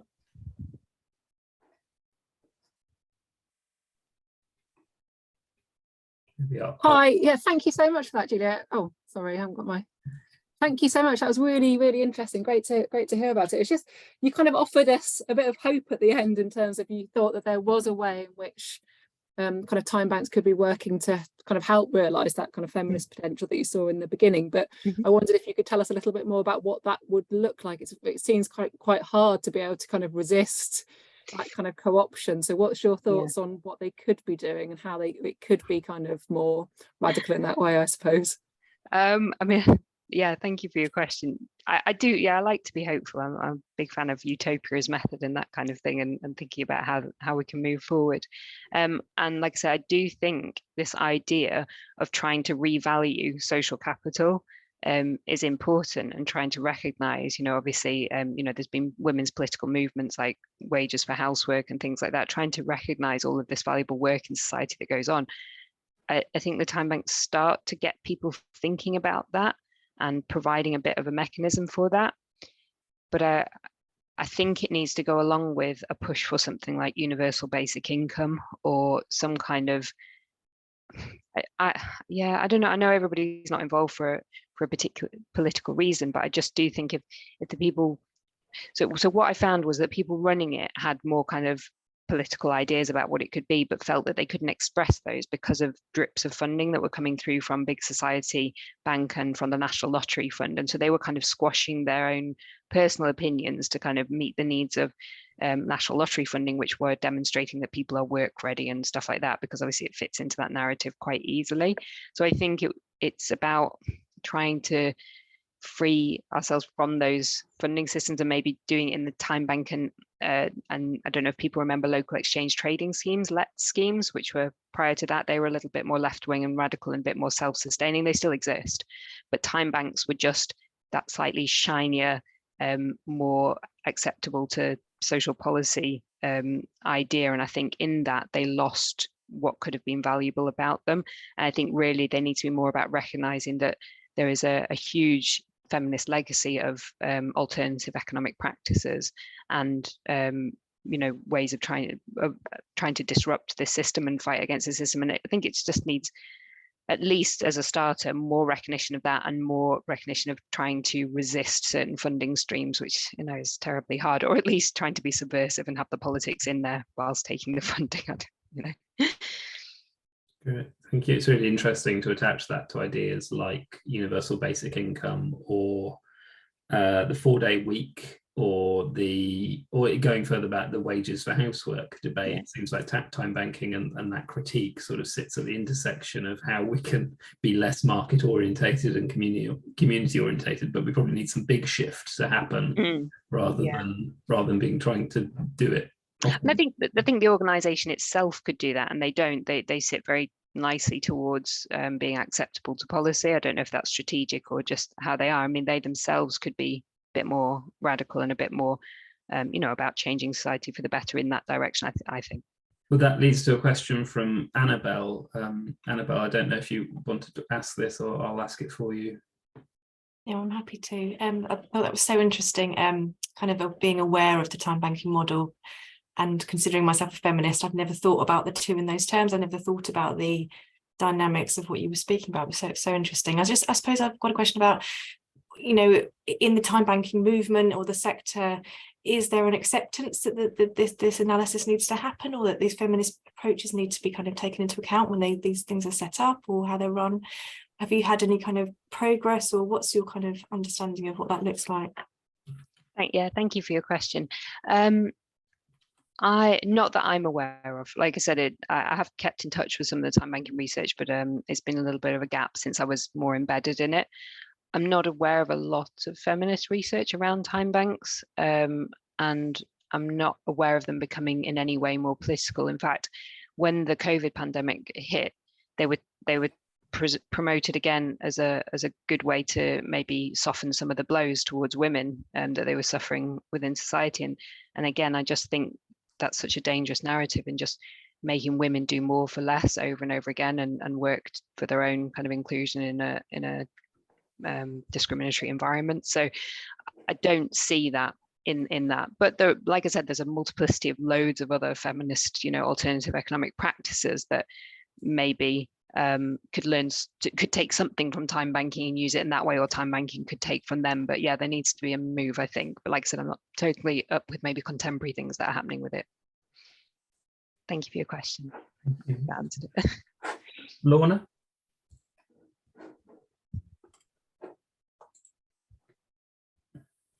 Hi, Juliette. Thank you. It was such a brilliant presentation. So interesting. My question was kind of reflecting on some of the dynamics you were talking about, and the kind of effect on that community where the time bank was located. And I wondered if you had any kind of thoughts and reflections on how that had progressed, whether that time bank was still operating in the same way, whether there had been any developments with that, and how that kind of ongoing way of kind of exchanging services and activities within the community, how that kind of panned out, whether you had any contact with them anymore. Thank you for your question. I've not been directly in contact with where I did the research for a while, but I do keep up to date and sort of look at their activities online. As far as I know, I think they are still, I'm sure they're still functioning. I think they moved towards, so the original model was this peer-to-peer model, like that was in the diagram, where the idea is that you exchange between each other. But then there's this peer-to-agency, person-to-agency model. So where they started giving out the football tickets and the cinema tickets and the kind of community cafe rewards. So where the individual time bank members are exchanging with the organization a little bit more than with each other. I think they moved towards that direction a bit more. And from what I was finding was that, like I said earlier, people were starting to make more monetized economic rationales on that basis. So they were, saying, oh, right, well, I'll go and volunteer and do the gardening for a couple of hours, and then I can get a football ticket, and a football ticket's worth £30. So then I've made £15 an hour for my time, and they were starting to rationalize it in that way. But I suppose in a sense, though, it was giving people more of a reward, more of what they wanted for their time. And I suppose that is starting to value it more for their time, give them more value for their time, which I would think was good. However, I said they were donated, didn't I? The football tickets weren't donated. I don't know if they are now, but they were paid for by big lottery funding. So yeah, the big lottery funding that the organization had, that's what they did with it. They bought football tickets because that's what was desirable to people in the time bank, and then gave them. So you've got this kind of charitable money, getting people working in their community, being paid to a for-profit organization and then given to the people in the community. Whereas, yeah, I thought that they should be donating them if they were going to move along that model. And they moved along that way, that could be quite good. But one of the things that happened was there were a couple of members who were in it explicitly for more radical reasons, and they started to try to make routes to local businesses and say, look, can you accept these time credits as a form of currency? They're trying to work with a local independent cinema and say that. And then the staff members said, no, you're not allowed to do that, because they started to get worried that the funders would see this as like a threat to currency or a threat to money or something like that. And in fact, the Bank of England released this weird document in, I've got it somewhere, I think it was 2012, something around there, where they talked about what they would do if things like the local currencies or the time banks started to grow and disrupt the economy. They talked about how they would shut them down, which is bizarre given the small number of people involved in them, but is understandable when you see it as a threat to currency, as a threat to money, as a threat to capitalist systems. You know, they're already starting to say, no, we'll do something about it if it's not just this, you know, trying to alleviate some of the social problems. So there's lots of strange and interesting things in there once you start to get involved with disrupting what money is. But yeah, sorry, I've lost my thread a little bit. But yeah, I remembered that the football tickets weren't given to them. I think they moved in that direction, the person to agency, and I'm hoping that businesses start to donate things. I don't know if they did or didn't. That's really, really interesting. Thank you. Thanks, Lana. Thank you. And yeah, the football tickets doesn't see buying football tickets with National Lottery. I'd forgotten of that. Yeah, I know. Doesn't feel like in the spirit of the thing at all. No, so I'm hoping they donate them now. And as Rob has noted down earlier in the presentation, your slightly understated thought, the economy is an area that needs some feminist attention. Which, well, yeah. The critiques of neoliberalism have come up quite a lot already. Yeah. I think that's yeah, very, very, very perceptive of you. Thank you very much, Juliette. And I know thanks very much. You've got another research event this afternoon, so good luck with that. I do. Thank you. I'll pop the link to my. I've popped the link to my paper in there, but I'll pop the link to my PhD as well if anyone's interested, because I did talk about these things about cultural power kind of hierarchies and the person to agency. So I'll pop that in the chat. Thanks, everyone. Right. Thank you so much, Juliette. And now we've moved to our next presenters, Rosie Learmonth and Cathy Siddle from the Smallwood Trust, who are going to be talking about the work of their organisation and shifting power to frontline women's organisations, touching on some themes that we've had already today. So Rosie and Cathy, are you available? Yes, hi, we're both here. I'm just going to share my screen quickly and then we can get started. Give me 1 second.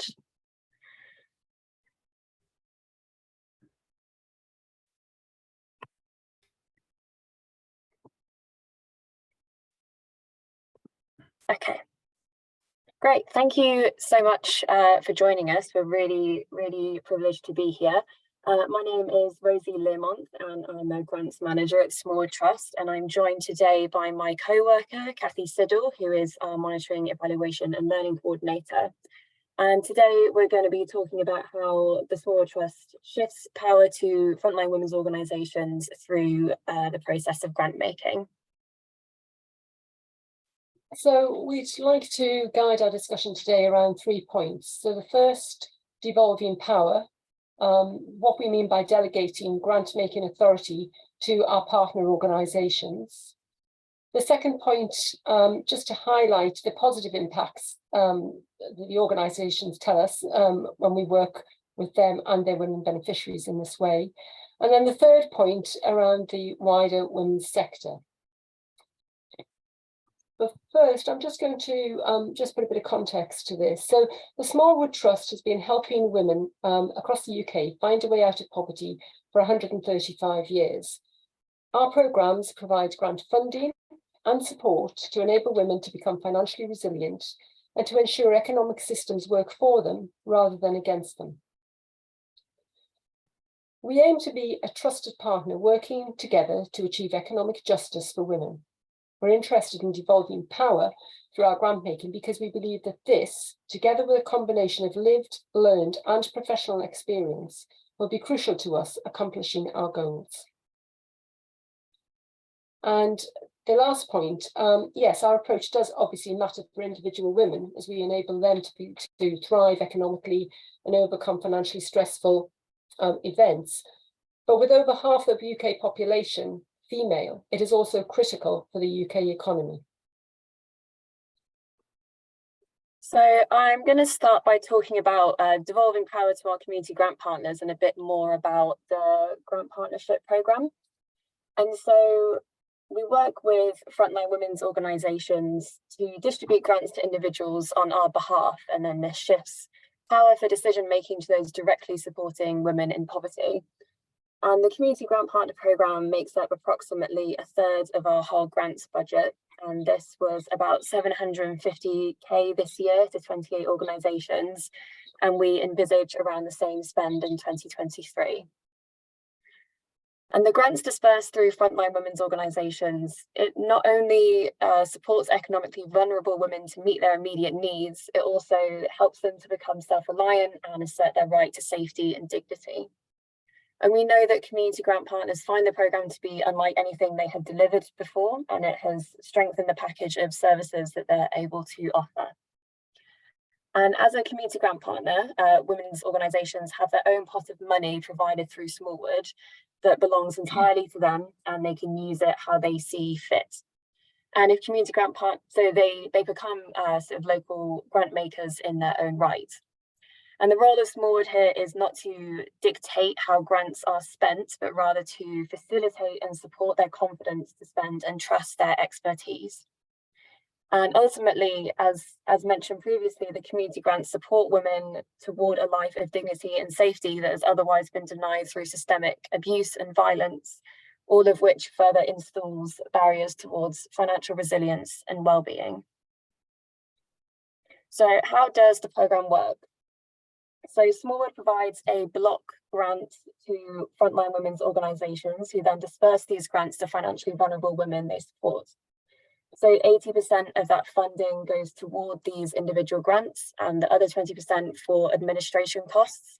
So for example, this could go towards increased support worker hours to help the dispersal of these grants. And our community grant partners also receive a grant making toolkit complete with eligibility criteria and an application form that they can use in their day-to-day activity.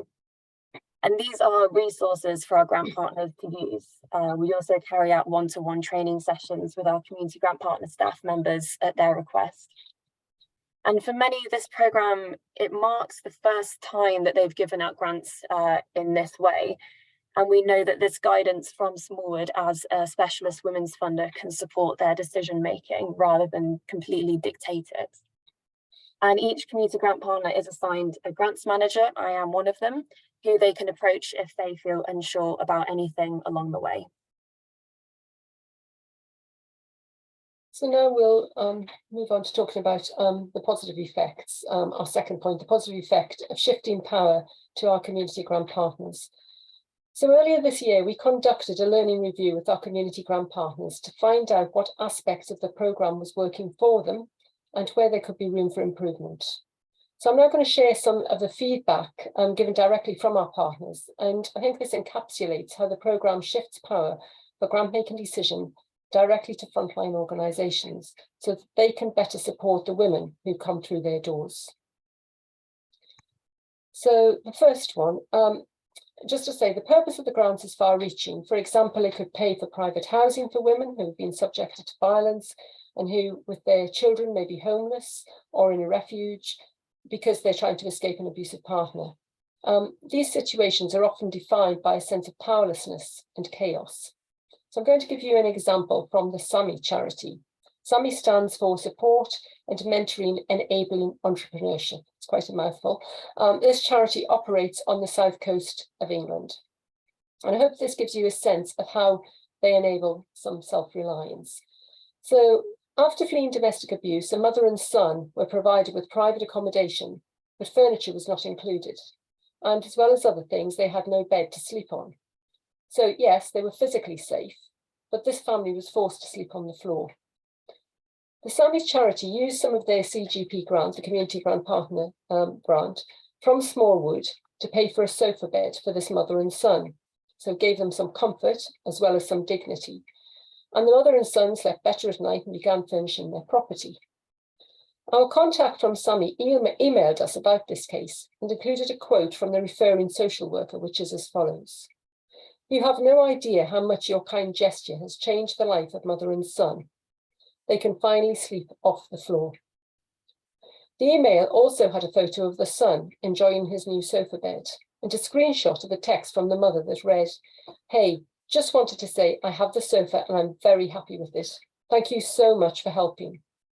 So a small amount spent, but it made a huge difference to the family. So overall, partners have found that the Community Grant Partner Programme is a flexible way for them to respond quickly to situations that need immediate resolution, as exemplified by the previous study that Kathy took us through. And we found that the grants have become an integral part of the support packages that frontline women's organisations can offer their beneficiaries. And they're working with some of the most marginalised women in society. And partners communicated that the programme supplemented public services rather than replaced them. So, for example, helping women whilst they wait to access benefits or accommodation due to slow bureaucratic services, which often force individuals to live in destitution. And when working with women in these situations, community grant partners can support them to just keep their lives ticking over. Oh, no idea what happened there. There we go. So, for example, the Halo Project is one of our community grant partners based in Middlesbrough, and they support women impacted by honour-based violence. And they saw funding support a woman who, due to delays in the immigration process, was left without funds to make rent payments, and she was relying on borrowing money from members of her community to pay her rent. And in the interim period, the funds from Smallwood paid for her accommodation, which in turn reduced the reliance on her community and the risk of putting herself in vulnerable and dangerous situations. Another example of quick response is shown by a case brought forward by A Way Out, an organisation that supports women selling sex on the street. And a client of theirs fled sexual exploitation and was supported to pay off rent arrears, to pay for moving costs, and to purchase essential items for her new flat so she could build a home for herself. And when women receive these grants, they're less likely to return to an abusive partner, and it helps to remove them from possible sexual exploitation. So our community grant partners help create a safety net while women await state support. And this leads me onto the next point, in which there is no other source of immediate funding for economically vulnerable women that our community grant partners, this is something that they've communicated to us. So Smallwood has a grants to individuals programme, as do partner organisations such as Turn to Us and Bassel UK. However, there is a vast demand on these publicly available programmes, so an immediate injection of financial support is not always possible, and the close relationship between organisation and individual women is removed. And on an organisational level, we've been told that the Community Grant Partner programme frees up staff time who would otherwise be scrambling for other avenues of grant funding or begging to local businesses for help. And when women approach CGPs in a financial crisis, this pressure and this sense of crisis can be absorbed by members of staff at these organisations. And so financial assistance, when it's needed, helps to relieve the immediate pressures for both individual women and for the staff that make up the organisations that support them. So underpinning much of this shift of power is maintaining a trusting relationship with our community grant partners. As a funder, we do not work with women affected by poverty in a frontline capacity, and we do not hold deep knowledge of their lives. On the other hand, the women's organisations that we work with are valued sites of safety, and they foster empathetic and practical relationships. And we know this, and the CGP staff are therefore trusted to give a grant based on their relationship with the women they support. Their own risk assessment and need for reasonable documentation, such as a bank statement and benefits letters, enables a largely smooth process. However, if a woman is unable to provide such documentation, in cases, for example, where they're escaping abuse, or definitely in cases where there's no recourse to public funds, CGPs, our community grant partners, are encouraged to offer a grant based on an understanding of that woman's circumstances. Smallwood does not challenge this relationship, and we do not ask invasive or sceptical questions. It is purely up to the community grant partner to make those decisions. But we do offer guidance if they're unsure at all about any of our eligibility criteria, and we empower them to create and use a fair grant making procedure. So a large part of shifting power to women's organisations is by ensuring the staff members in these organisations align with the proactive ethos, this proactive ethos, and recognise grassroots expertise. As mentioned before, support workers can quickly communicate with grant managers either over the phone, via email or online meetings, and queries are answered in a clear and supportive manner. So I'm going to talk now about how the Community Grant Partnership Programme fits in with the wider women's sector.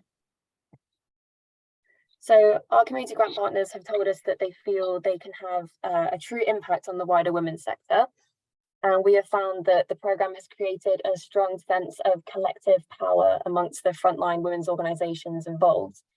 It was agreed amongst all partners that they held a vast amount of raw data concerning women's economic and social positioning across the board, and that this information should be pulled together and utilised within the sector.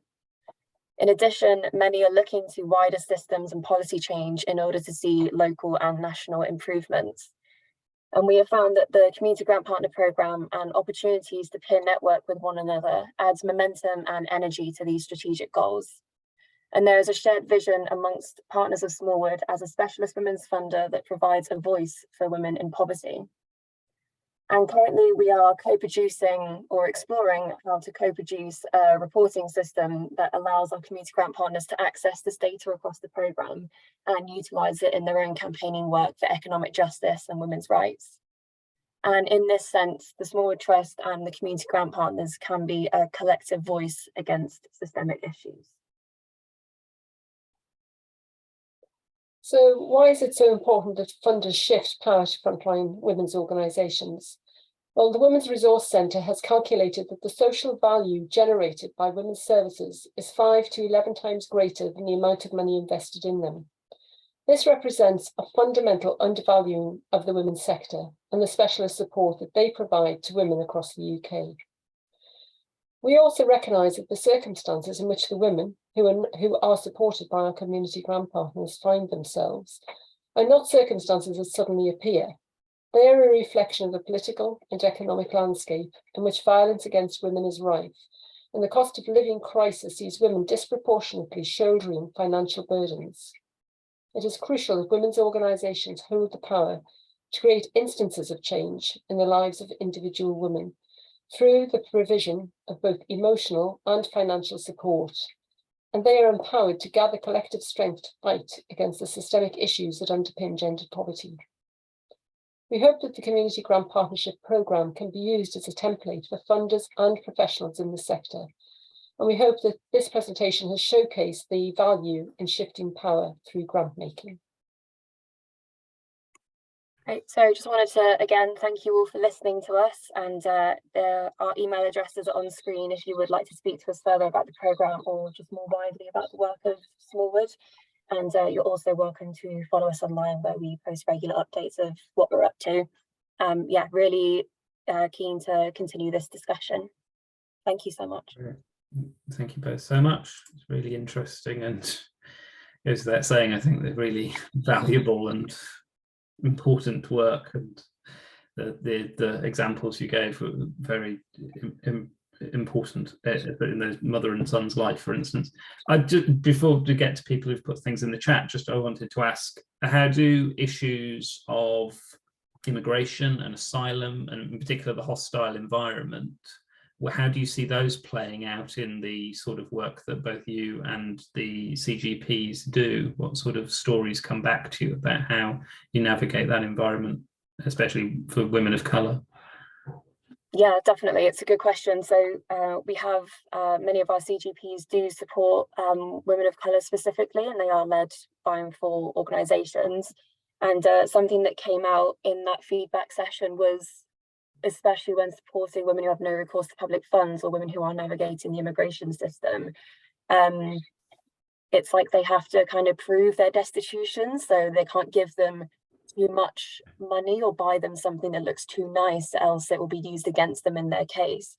And this is something that their support workers are trying to navigate. We're trying to navigate it with them, and so that whole system doesn't allow for dignity or for safety, and it's this continual need to prove like how bad your life is, when actually we want to make their lives better.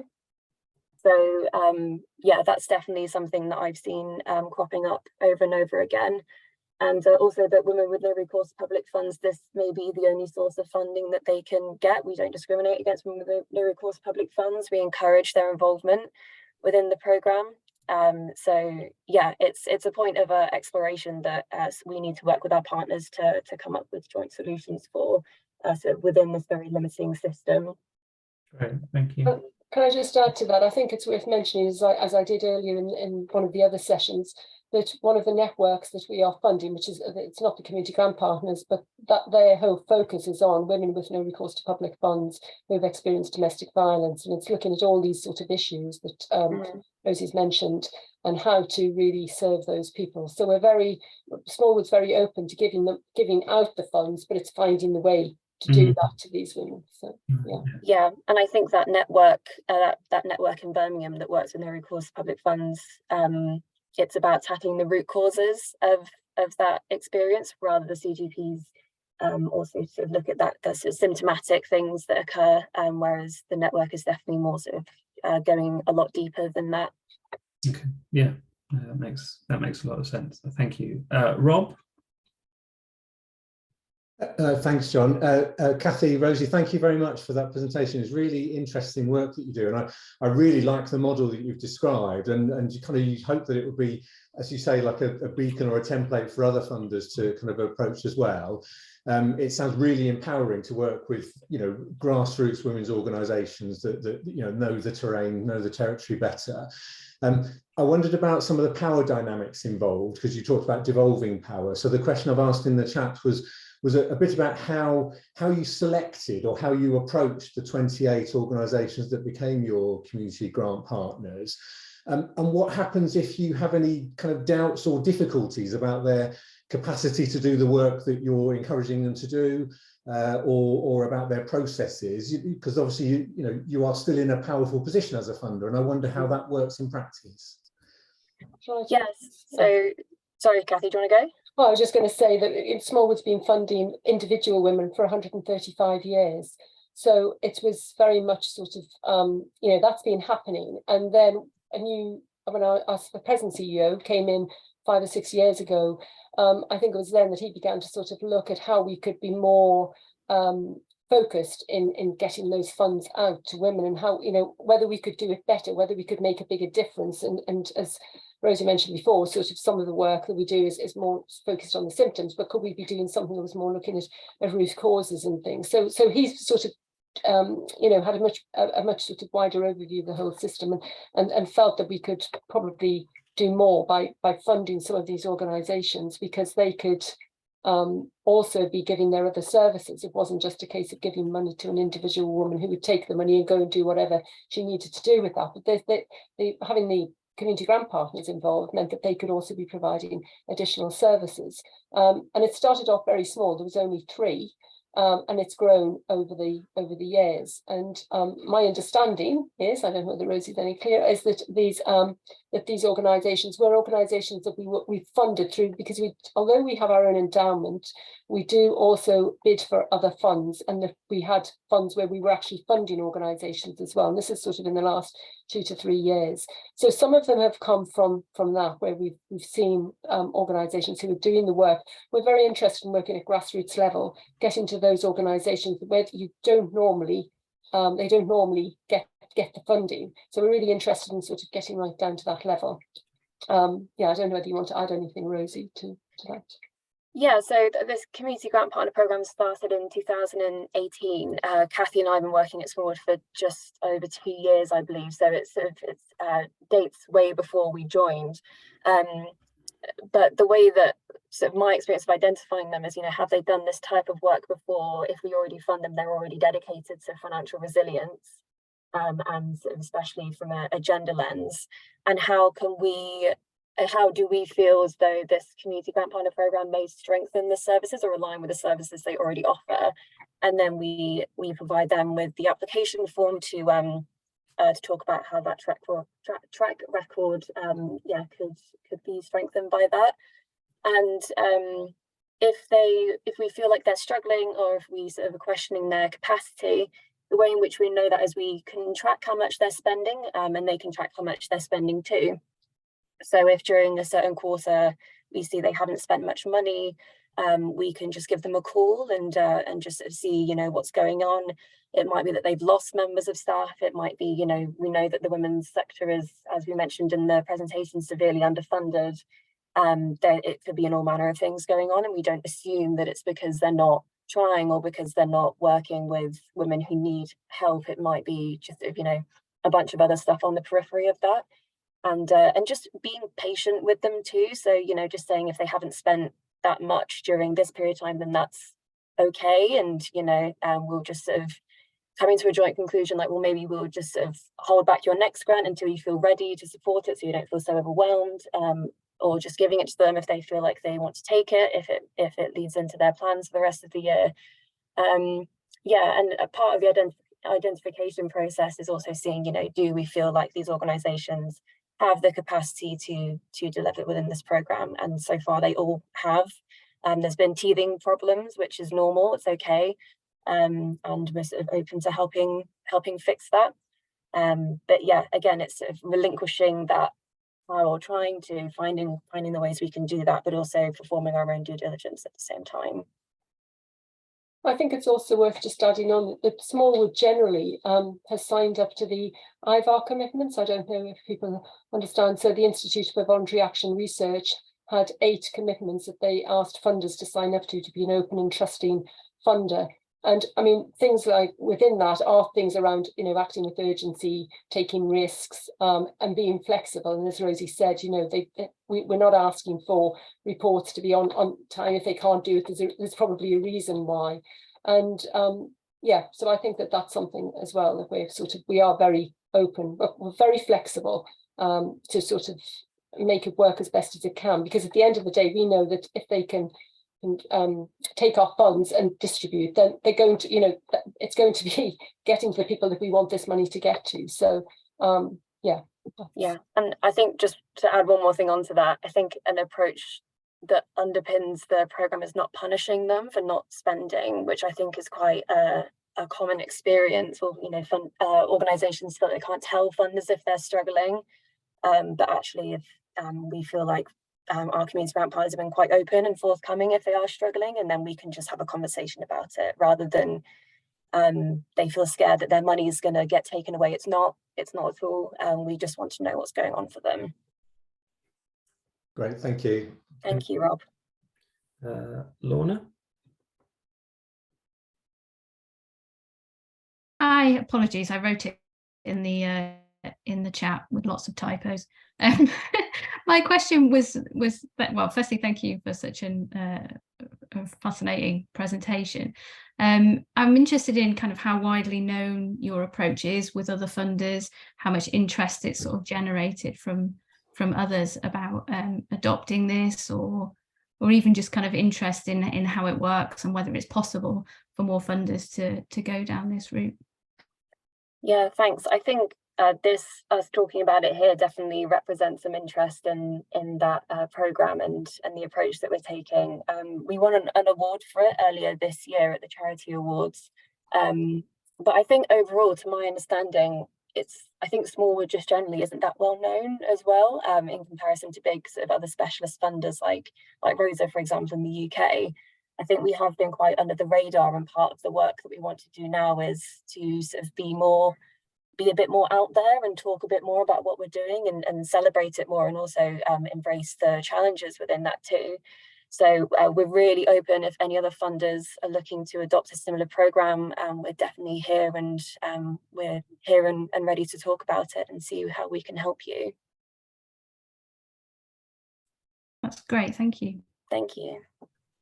Great, thank you. I just one question to something that Kathy said towards the end about collective strength and the need to affect systemic change. What is Smallwood actually doing around that principle? Because there's obviously a lot of critique about, you know, charity as a sticking plaster, and, you know, what is the structural activist work that Smallwood is doing at the same time? So in terms of the review that we did with the CGPs earlier in the year, there was a definite desire for them to meet more, to share their findings and to act together to bring about change. So that is something that Smallwood is following and is going to carry on following through, to try and look at ways that I think Rosie referred to about sort of collective data across the whole of the CGPs. So looking at ways that they can actually use the data. I mean, there's so much data among all of these organisations, but they can use that and bring that to bear in taking things forward. So that, as I think I said, that the CGPs has not sort of traditionally been something that was looking at that systemic change. I think this is quite a recent thing since doing the review, that we're finding that there is an actual desire within that to actually action this.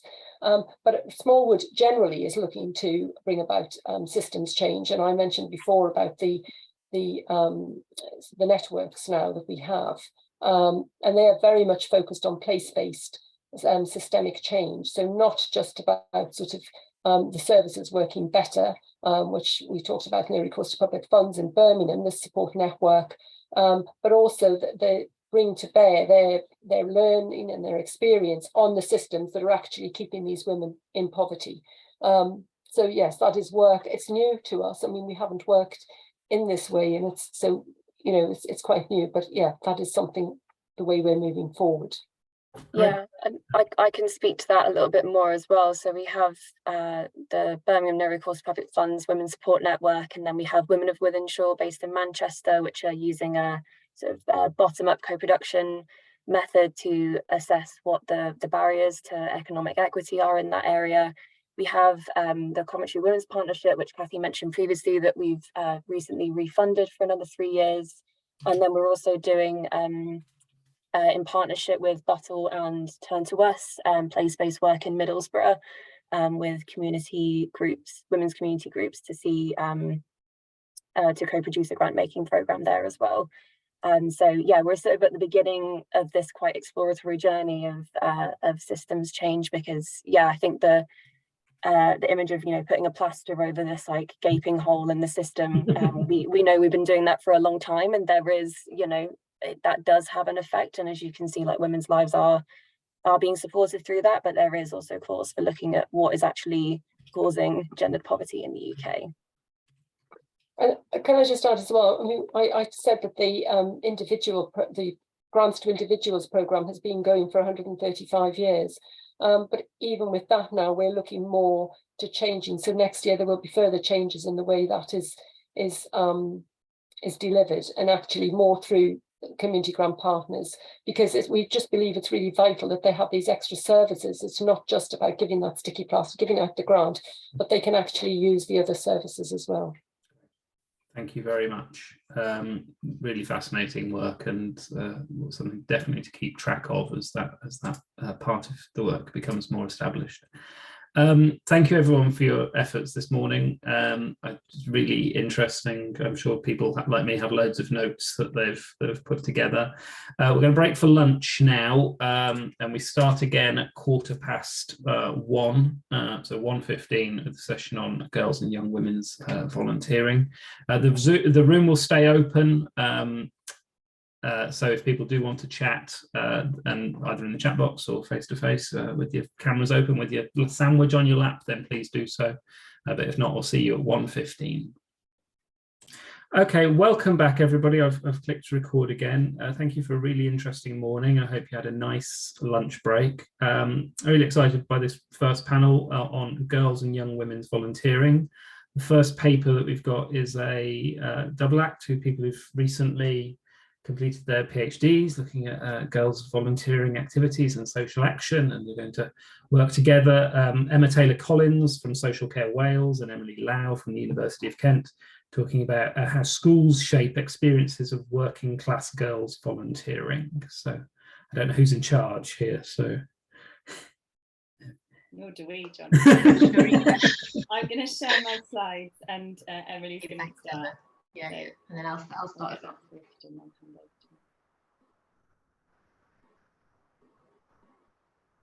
Okay, lovely. All good, Emma, yeah? Okay, I'm going to start off, and thanks, John, and thanks for everyone for coming. Emma and I are going to talk to you today about the ways that schools shape volunteering for working class girls.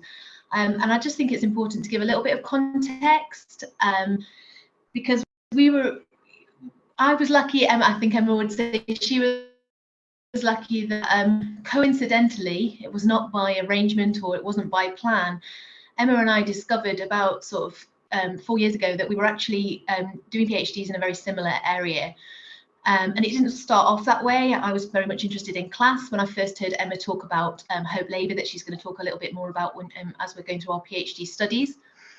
But when I met her 2 years later, we realised that our studies had taken a very similar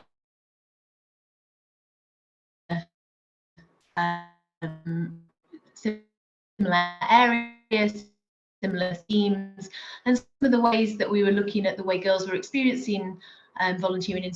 So that was really where this for both our PhD studies as we move through the PhD journey, to be able to have those discussions around some of the similarities and differences.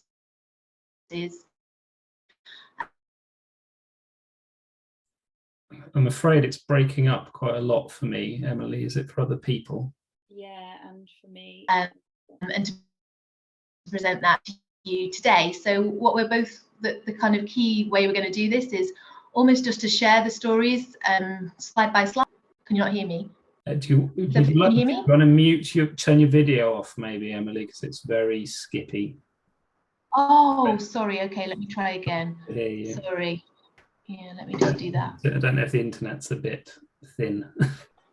Yeah. Oh, okay. Sorry. I can perhaps try to move. Is that any better? Yes, I think so. Yeah. Okay. Shall I go back and sort of say what I was saying again, or? Keep going. I think we figured out the connection between. Okay, so it's just a similar context, and the way the presentation will work is that we're going to look at from sort of 3 angles. We're going to talk about the ways that schools recruit girls into volunteering, the ways they manage or the ways they shape those experiences, and also why we both think that's a little bit problematic. So that's the way that the presentation will go. Okay, better. Apologies, everyone. Thanks, Emily. Sorry, now I can't see you, which makes this co-presenting more difficult, but we'll power on. I'll just say something quickly about what my study and what I did, and then Emily can do the same for hers. Mine was an ethnographic study. I used intersectionality and girlhood discourses as my sort of theoretical framework for this, and I worked with 17 working class girls, mainly from racially minoritized backgrounds, all in sixth forms at 3 schools in London. And it involved interviews with the girls and some of their parents and their teachers, as well as with some youth social action providers, and then observations with the girls in school and at some social action related activities. I should say that I'm using the language of social action here, and Emily's using the language of volunteering, and we really are talking about the same thing. That's a whole other sort of presentation in itself, I think, how those things are defined and what the differences are. But for the purposes of this, you know, we're talking about volunteering and the kinds of activities that girls are involved in. Yeah, and that's exactly right. I think that when, especially when it comes to looking at it from a school's point of view, for them, volunteering and social action really do, you know, they use them interchangeably. And just like Emma, my study was also in ethnography. The key difference to Emma's study was that mine was just over a year long study in one school. And I worked with 6 working class girls who were in year 10. The school was a Catholic school in the southeast coast.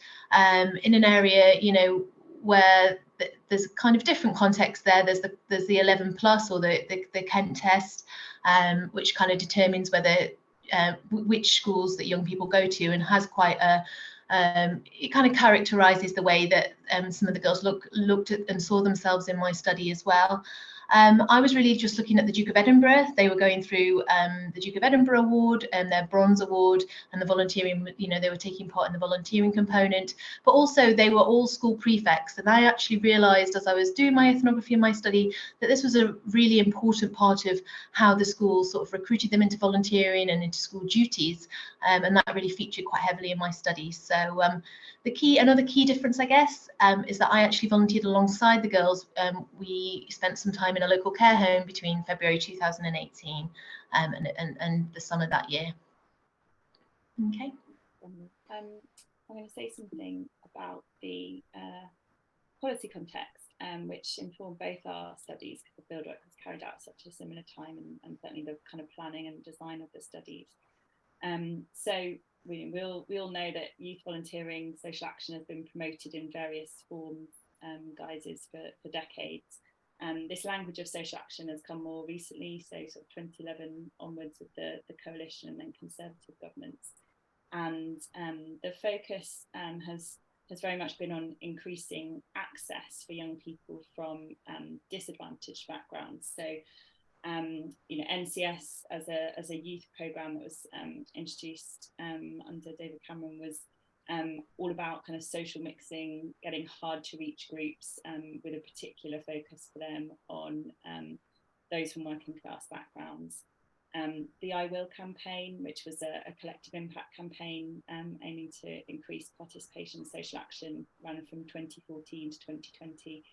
Their aim was also very much about closing what they identified as this socioeconomic gap. So this idea that middle class young people are participating more than working class young people. And part of all of this is this sort of emphasis on employability, and both as a sort of a driver for participation. So, you know, NCS and Duke of Edinburgh's Award and lots of other opportunities are kind of marketed in this way, as a way for young people to add something to their CV or to their UCAS form. And it's also very much, schools are very much considered kind of key arenas for increasing participation. So we know that most young people get involved in some sort of social action through their schools. They're also considered ways that we can address inequalities in access.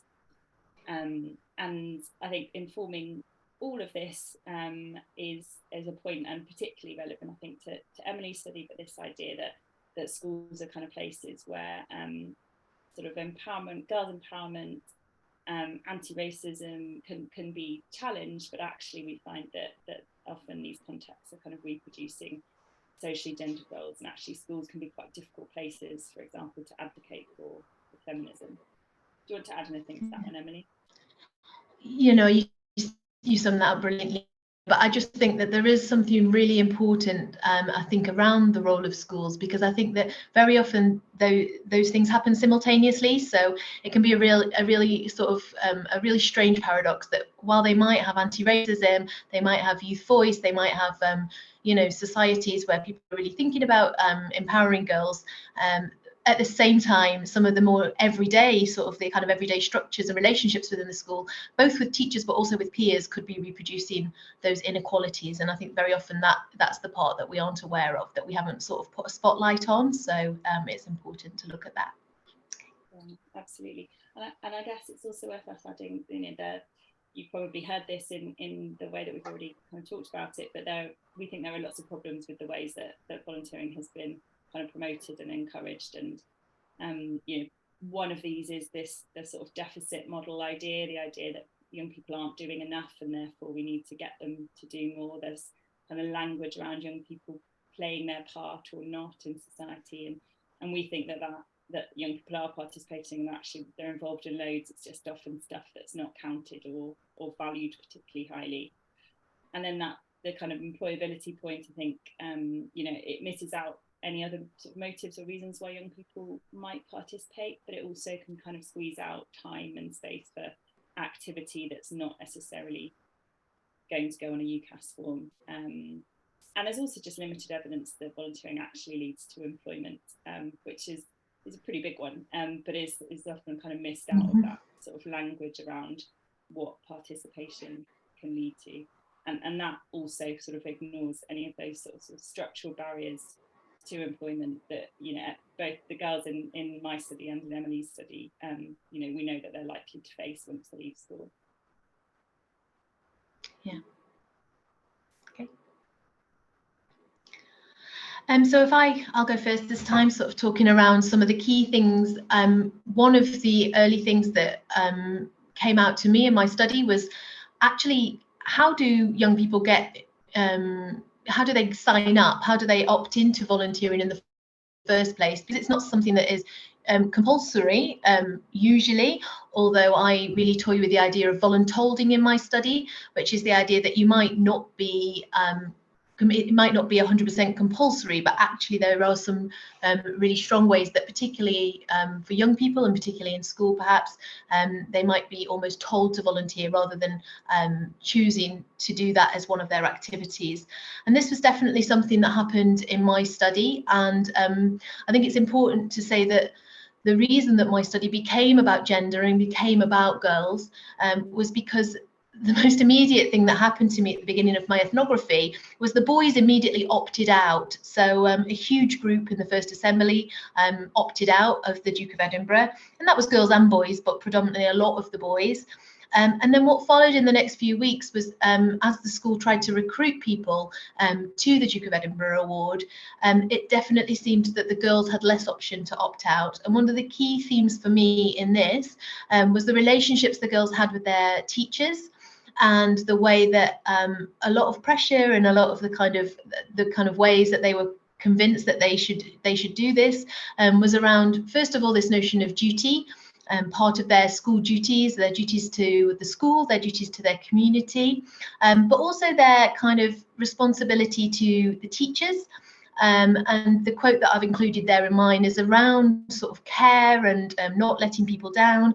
And this was really used, you know, I saw this used a number of times in my ethnography, where the girls really didn't want to do something or really strongly wanted to opt out, but this kind of relationship about disappointing people, letting people down, became a really big reason why they were persuaded to keep going and keep going on with the volunteering. So I think there's something that's really important there, not only because it shows that they aren't necessarily choosing to volunteer, but also that the ways that the girls and the boys were sort of able to opt out was different as well. Okay. And in my study, this issue of coercion came up, but it looked quite different for the girls involved in my study. So for them, a lot of the social action that's being promoted by schools or that's sort of supported by schools was in the service of a successful future, and this successful future was considered going to university and getting a job. And so for these girls, they were encouraged to get good grades and to do social action that would enable them to stand out when they submitted their UCAS forms and sent off CVs. So social action is kind of part of this journey, framed as part of this journey towards a successful future, and encouraged by the schools and talked about by the girls. You can see that quote there that I've put up from one of the girls.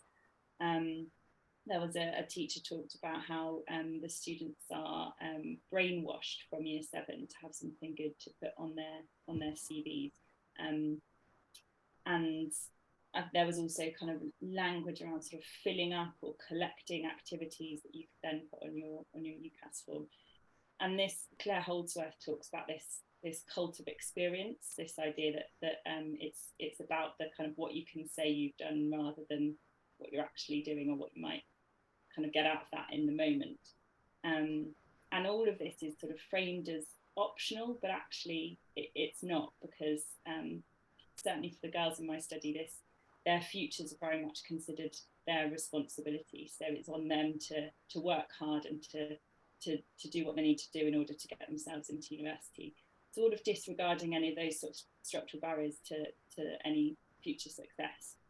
So I talk about this as being a kind of hope labour. It's a concept that came out of kind of online media production about work that people do in the present in the hope that you might get a job out of it in future. And I think some of the social action these girls are doing at school is a form of hope labour, because there's no guarantee that the social action that they're doing is going to lead to getting into university or getting a job later.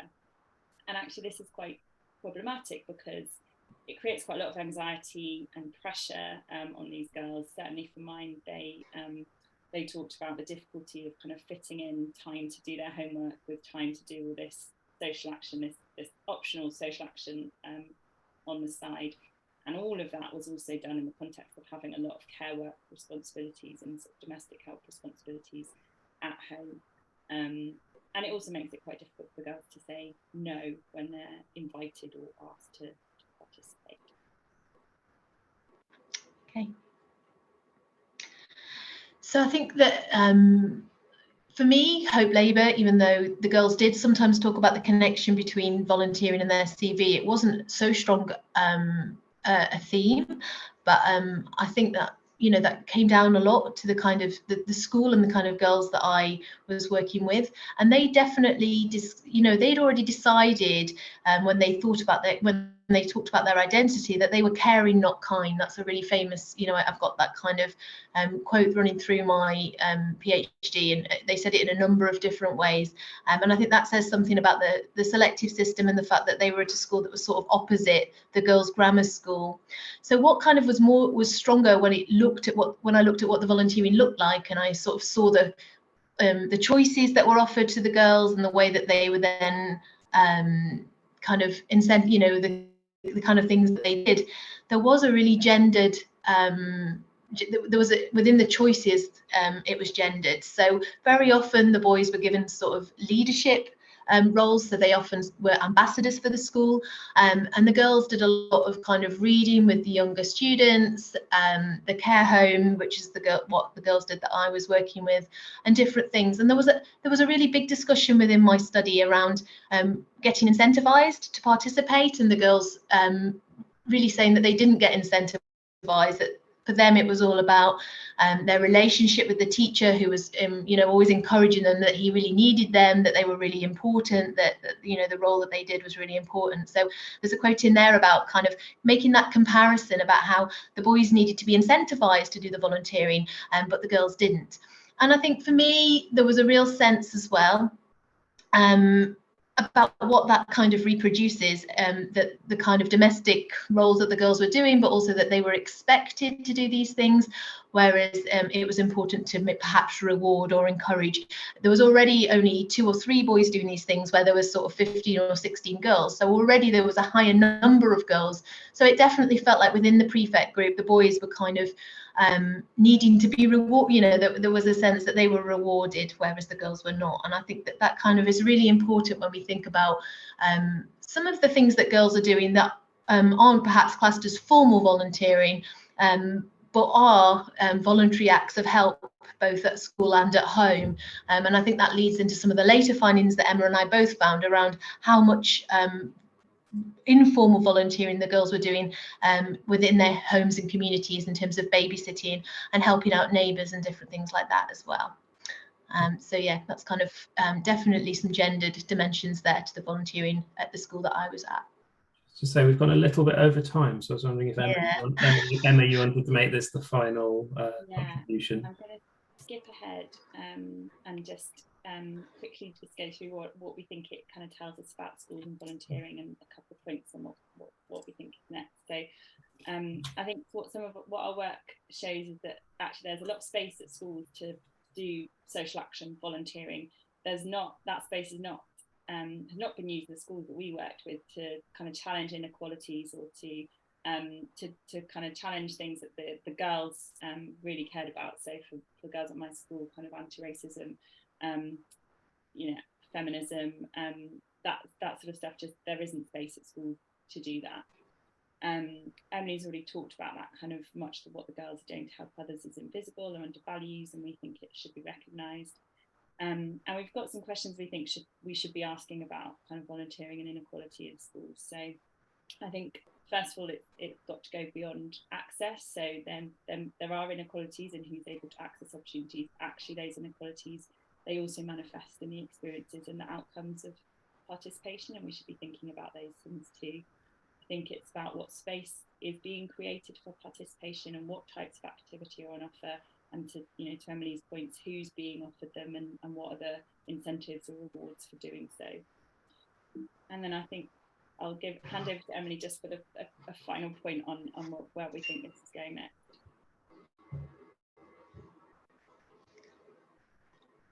Yeah, I don't know. Yeah, do you want to just put the last slide up? But I think we can probably finish there because obviously we've run out of time. But it's just kind of thinking in the future about how we be more honest about how can we really capture the volunteering that young people, in particular girls, and what are they doing? So by talking to them about things they're doing in their home and community, and then just ensuring that we move away from just individual activities and more on collective and what's happening in communities. But yeah, we'll finish there, John.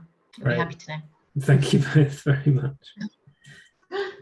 The problem of two of you doing it, I suppose. There's so much to say because you're reporting on Tuesday. So much to say. Thank you both very much for that. I'm just gonna take time out of what's coming later to ensure that the following speakers have the same amount of time. But that obviously raises lots of questions for me as a volunteering researcher, and I'm sure there's lots of familiar material for people out there. Do people have questions? People want to put their hands up? There's a couple of things in the chat to come to, but if anybody has anything they'd like to reflect on first. Sarah? Hi, yeah, I suppose just really quickly from me, fantastic presentation, really, really interesting stuff. I know you mentioned the intersection of class and gender, which I find really fascinating. I suppose having grown up in a fairly working class town myself, I was wondering if you also saw similar intersections with ethnicity or any other, I suppose, different kind of like identity features or backgrounds. Yeah, so I looked at class and gender and race and the intersection of those in my study. And I mean, there's lots of kind of really interesting examples. One of them related to the kind of care work that goes on for the girls that I worked with. So the girls who were from sort of second generation immigrant families were doing a lot of language brokering at home and for neighbours and family friends. So translating, interpreting, and actually a huge level of kind of responsibility. So one of the girls was dealing with like all of the utilities and insurance companies and everything that her family kind of worked with, and she was responsible for taking those phone calls and writing those emails. And a lot of that just goes completely unrecognised, particularly in terms of for Emily and I, in terms of what's being counted as participation and helping others. And language brokering just doesn't really feature in kind of the way that we think about even informal volunteering, I don't think. Wow, yeah, thank you. Rob? Or is there someone else? Sorry. Yeah, I can just jump in quickly. I had a comment in the chat, which was about the Hope Labour concept and how that might be related to kind of general notions of insecurity and precarity and how it becomes more important in those kinds of times, and therefore is it part of the times that we live in terms of insecurity. But if you don't mind, I wanted to ask a slightly different question, John, if I can just kind of jump in and do that. Emily and Emma, it's a fantastic presentation. All these kind of links, I really want to read both your PhDs and all the kind of other papers that you talk about. What I've heard is that sense in which the schools are quite important as institutions that shape and frame the experience of volunteering. in these kind of schemes and processes. But I wonder whether there were kind of unintended consequences of the approaches that were being taken, because obviously schools aren't the only thing, and social media is really an important aspect of how young people, girls in this case, are kind of, you know, socializing and understanding their places and possibilities in the world. And I wonder whether there was any scope for kind of otherwise politicization of girls that almost like belied the sense of gender expectations and differences that were going on in within the schools. Were there kind of other things that enabled them to try and push back a little bit, or was that just completely out of the picture? Emily, do you want to go, Em? So, there was a really interesting example in one of the schools. It was a boys' school with girls in the sixth form, and they had set up a feminist group, ostensibly because there was a real problem with sexual harassment at the school. And unfortunately, the answer from the school was, let's set up a group for the girls, even though the problem really lay with the boys. But anyway, the girls were all automatically opted into this feminist group, and it provided this really interesting space for them to discuss feminist issues. But they had a session on sexual harassment and catcalling. They went to a debate on intersectionality at a university. They went to see feminist films at the cinema. It was a really interesting space, and one that I didn't see at any of the other schools, a kind of dedicated space to do that. It had no impact on changing the culture at the school, because none of the boys came to the group. But it did create a really nice space for the girls to get together. Unfortunately, the teacher who set it up, she left, and after she left, it became this sort of girls' social group where they would make bubble tea and play basketball together. So it totally lost its any sort of activist purpose after that. But I think it's an example of what you're talking about. Sorry, Emily. No, it's fine. It was good. I think this follows on nicely. I mean, my study actually drew quite a lot on where else these messages come from, actually. And for the girls in my study, where they're actually the messages about them as caring girls and their caring responsibilities and duties were often really reproduced at home, actually. So a lot of the time they moaned to me about the fact that their brothers didn't have to pick up their younger siblings. That was their responsibility. And they did see some of the unfairness of that, actually. I mean, sometimes within the school, they didn't seem to question it very much. It sort of was almost like it was just expected that those would be the roles that they would take on. But when they did question it, they did sometimes, a bit like when they talked about the boys being incentivized or rewarded for some of their contributions, whereas they were just expected to do it. They did sort of, it did sort of, they sort of noticed it, but it was almost as if they were noticing it for the first time, because it was so ingrained. I mean, even at the care home where we volunteered, they were also subjected to everyday sexism. So very often, it tended to be it was mainly ladies who they chatted to, and they would often ask them, kind of, when are you going to have children, or do you have a boyfriend, and those kind of very standard questions. And they also used to talk to them and tell them off about the length of their skirts and all those kind of things, but they never kind of challenged that either. They just kind of took it and giggled about it on the way home. But there was one incident in my study in particular where the girls tried to take on a leadership role. They tried to lead a decision-making process within the prefect group, and what I saw then was that actually some of the tensions that caused showed that even within their peers, very often there was something uncomfortable about the girls taking on a role that they were being told they should be doing. We're empowered, you should take this leadership role, but actually the realities of that were quite uncomfortable and led to quite a lot of conflict within the prefect group. So that was interesting as well. Thank you. Annabelle. Hi, thank you. That was fascinating. I suppose I was thinking about whether you think the kind of Hope Labour leads to a place where girls are kind of then blamed if they don't do it. So if they then have barriers to getting into jobs or further training, or without that analysis of those structural barriers that kind of are in existence, that they kind of get the blame of, well, you should have done this or you should have done that, in a way that boys maybe aren't. I suppose it made me think of some of the blame that women and girls get around violence they experience, and under the safety behaviours they should have undertaken to make themselves safe, you know, that kind of stuff around what you should have done, rather than the stuff that's kind of external to yourself.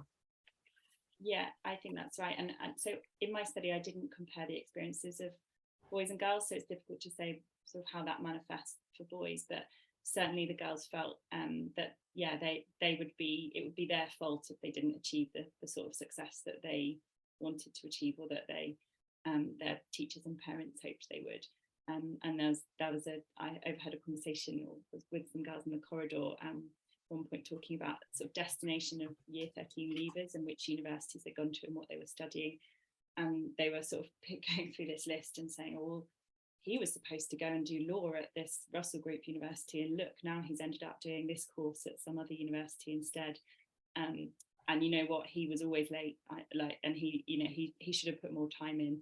And you could see that sort of reflected in the way that they then approached their own work and their own time. And lots of the girls talked about just becoming, you know, their social life just took a massive hit when they got to year 13, because they just couldn't justify spending time with their friends when they felt that they should be working or doing something to boost their UCAS form.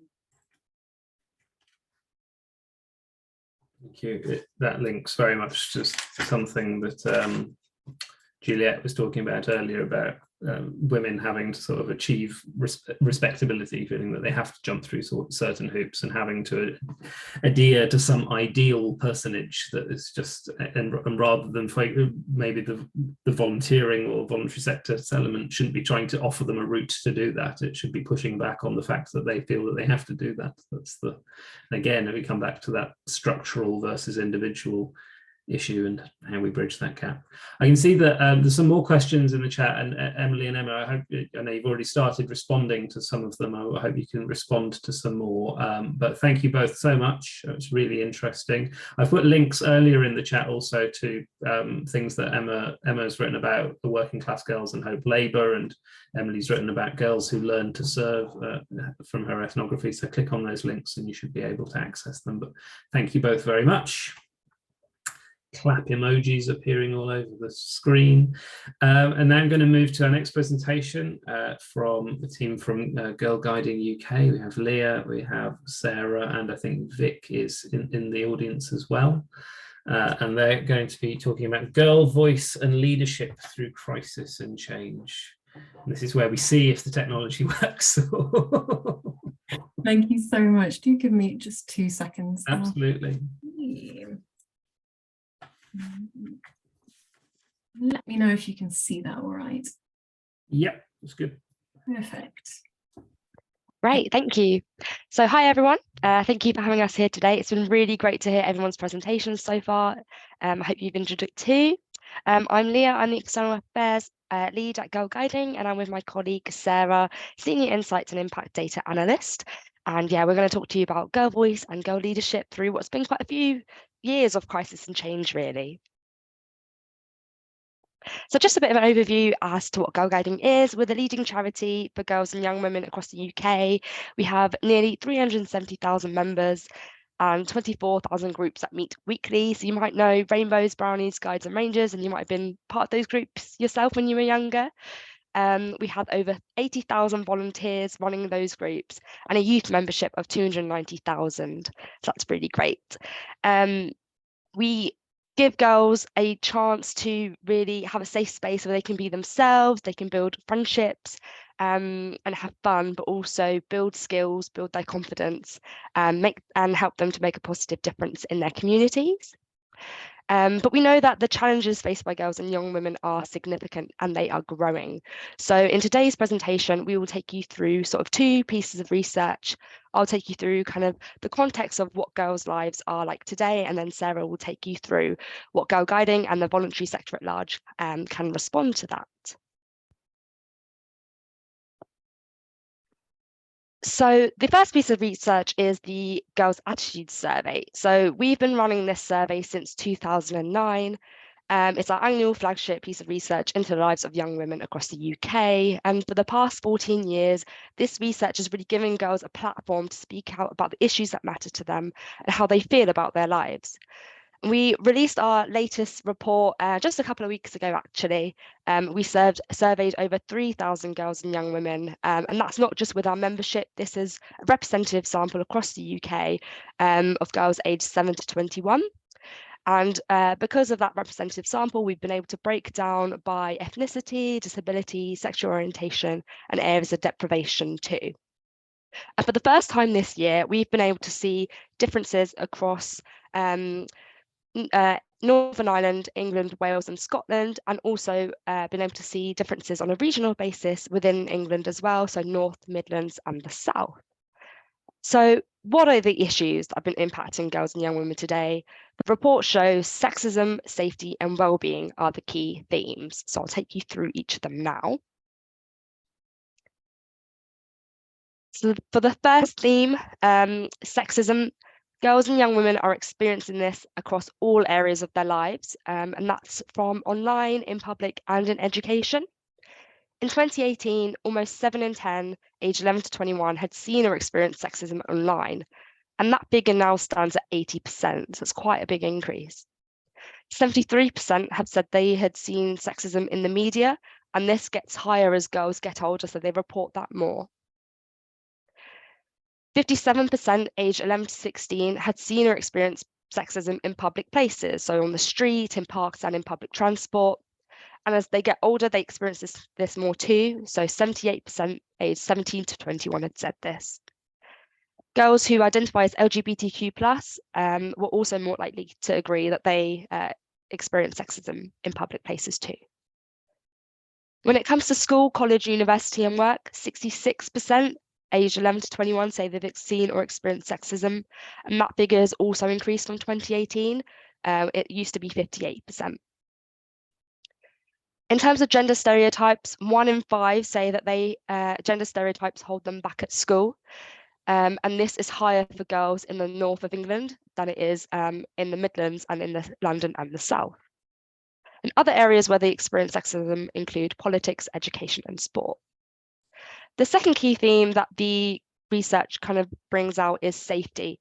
So girls tell us they're not feeling safe at school, in public, or online, and that not enough is happening to change this. A quarter of girls aged 11 to 21 don't feel safe when they're online. And more than a third say they are put off certain jobs, like politics, because of the abuse high-profile women are getting online. Over half aged 11 to 21 don't feel safe when they're outside on their own, and this is higher in the north of England compared to the south. And those in areas of high deprivation also say they're more likely to not feel safe when they're outside. 1 in 5 say they don't feel safe in school, and this is higher in Wales and in the north of England than in other areas of the country. Girls of colour also say they are less likely to feel safe in school than girls who are white. The third theme I'd like to take you through is well-being. So over the last year, our report from 2021 showed that there had been a decade-long decline in girls' happiness and well-being, exacerbated by the COVID-19 pandemic, and this was especially for the youngest girls. A year later in this report, we can still see that their well-being is being negatively impacted, and not all girls are happy with their schoolwork, appearance, or life as a whole. Sadly, 3 in 5 girls and young women aged 7 to 21 would like to change many things in their lives, and 42% wish they had a different kind of life altogether. The youngest girls, aged 7 to 10, seem to be the most happy with their lives, and this drops significantly once they hit 11 years old, and this continues to decrease at the ages of 17 to 21. Disabled girls and young women and those who identify as LGBTQ+ are also more likely to report lower levels of happiness. And when we look across the regions, girls and young women in the north of England are less happy with their lives than those in the London and South too. But there are some positives, which is great. Girls and young women do play a big role in their local communities. So 3 in 5 aged 7 to 21 say they donated money or goods in the last year, and a third had helped improve their local area. So they're getting more involved. As you know, we've heard, they're getting involved in social action. They're active in standing up for what they believe in. 30% said they had campaigned for something or raised awareness for something in the last year. And they're taking part in youth groups ranging from sports to music, helping to develop their confidence and skills and building that sense of well-being and safety that they so desperately need. And 70% of those who had been part of a youth group said that they had learned new skills because of it. Interestingly, more girls and young women are now considering themselves to be feminists than a decade ago. So that figure is now 54% compared to 35% in 2013. As we can see, girls and young women are showing a desire to have their voices heard and be leaders for change in the face of challenges that they are facing. I'll now pass over to Sarah, who's going to talk about what Girlguiding can do to support girls in this context. Thanks so much, Leah. So yeah, as Leah has obviously mentioned, at Girlguiding, we do know the importance of voluntary organisations, both in supporting girls and young women through these challenges and in responding to the wishes for greater voice and leadership and representation in society that are coming through in the Girls' Attitudes Survey. And we're currently on a bit of a journey actually to evaluate the impact that Girlguiding has on girls and young women, both as participants and, as I'll present in a little bit, as volunteers in our programmes. We're terming this the Impact and Experience Study. This is a longer term quantitative evaluation, and it aims to track the experiences and outcomes of our volunteer and young membership before, during and after their time at Girlguiding, and that's going to help us better understand and hopefully maximise our impact as well. So I've just literally got a few very basic numbers here on the screen. As you can see, we've surveyed so far 10,000 girls and about 5,000 volunteers between November 2021 and May 22, with another survey shortly coming. And this initial data is actually giving us the beginnings of a really positive picture for particularly for three areas: life satisfaction, self-confidence and self-efficacy. And I'll just run through those very quickly before turning to our young volunteers. So in terms of life satisfaction, 75% of our young members give these really top scores, 6 or 7 out of 7, when they asked how happy they are with life as a whole. And that compares fairly positively actually to a sample of non-Girlguiding girls and young women from the GAS, from the Girls' Attitudes Survey that Leah outlined just before, where it's actually only 54%. And similarly, we've got other fairly positive life satisfaction metrics in comparison to national samples that I've just labelled in the margin there. So we've got 64% of Girlguiding members give these top scores for satisfaction with appearance, compared to 43% of non-Girlguiding members. And Girlguiding young members are also about twice as likely as non-Girlguiding girls and young women to give similar scores for their schoolwork and for their school life in general. And in terms of their self-confidence, average scores are fairly good. So I've got here in the middle of this slide a bit of a graph which shows the average scores for the statement, "I like being the way I am," by age and by Girlguiding involvement. So you can see there we've got these different age brackets. You've got the 7 to 10, 10 to 14, and then 14 to 18. And actually in each case, by increasing margins, Girlguiding members do report that they agree more with the statement, they like being the way they are, even throughout these very significant challenges that Leah has mentioned. And then finally, some of the strongest contributions that we've seen in general to Girlguiding to girls and young women's well-being are around that piece of self-efficacy. So it's very related to some of the talks we've heard already on skills building and things like that, where we've got about 95% of our young members agreeing or strongly agreeing with the statement, I'm able to do things about as well as other people, compared to 86% of girls and young women who've never been part of Girlguiding. And Girlguiding members are also fairly incredibly 9 times more likely to strongly agree with the statement, "I feel I have a number of good qualities," compared to a sample of non-members from the Girls' Attitudes Survey. But as you know, girls and young women don't just participate in Girlguiding, they also volunteer. So all girls aged 14 to 17 can volunteer as young leaders, regardless of whether they've been a member or not in the past. And our movement currently boasts around 6,400 young leaders whose roles include attending weekly meetings, planning and leading activities, and acting as role models for girls in the unit, which is super important. And they've also got this opportunity to work on a formal young leader qualification, which helps them take an active role in running a unit and developing these skills in leadership, communication, and teamwork. And our colleagues work really hard to make sure this offer remains relevant. So there's current work underway to update the young leader qualification and the programme, and this is being co-led with a working group of 13 young leaders to ensure that girl voices are really kind of embedded in that process, which is great to see. Again, our data suggests that this unique offering has wide-ranging benefits for our young leaders. And in the last 2 waves of this impact and experience study that I mentioned before, we've actually seen young leaders give some of the most positive responses for all volunteer groups, both internally and with these national comparisons. So I've got a few kind of key quotes before I go into some detail here on the side. We've got 100% of our young leaders when surveyed saying that they strongly agree with the following statements. There's a culture of respect in girl guiding. The volunteering gives them a sense of personal achievement, that they enjoy volunteering, and that volunteering has helped them to be part of a team, which is great to see. And then also in comparison to national samples, the young leaders do show some similar positive outcomes. So I'm comparing to a sample of about 300 non-girl guiding young people who were surveyed by DCMS in 20 and 21 in their community life survey. Some of you might know it. And in that comparison, we found that girl guiding young volunteers are between 1.4 and 1.8 times more likely than national samples to report feeling satisfied with life and to agree that the things they do in their lives are worthwhile. And actually, if you disaggregate those findings a bit further, you get to see a bit more of the detail about the impact that volunteering has on people's lives.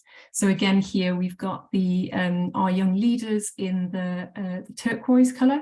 We've got other young volunteers who are involved in different organisations in the orange, and then we've got young people who say they don't do any volunteering. And you can see that across the board, we lead on 2 of those metrics, and we're sort of fairly median tied at the top for that middle one on feeling happy. And then when also you test it against regression analyses to help us control for certain demographics like ethnicity, disability, location, that we know do have an impact on girls' lives and on how they report their well-being. We can see that actually we do have strong and statistically significant positive correlations between that young leader role and positive volunteering outcomes that I've listed below. Crucially here, all I want to highlight is really that, again, it's about kind of speaking about things that matter to them, and that they report in greater number that they're able to do that if they're holding this specific role within girl guiding. And just a final data slide from me. Here looking really at what the factors for success are. So we are still at a very early stage in our evaluation. We're starting to uncover some trends that we'll be tracking more into the future. One aspect related to these positive outcomes for young leaders may be their motivations.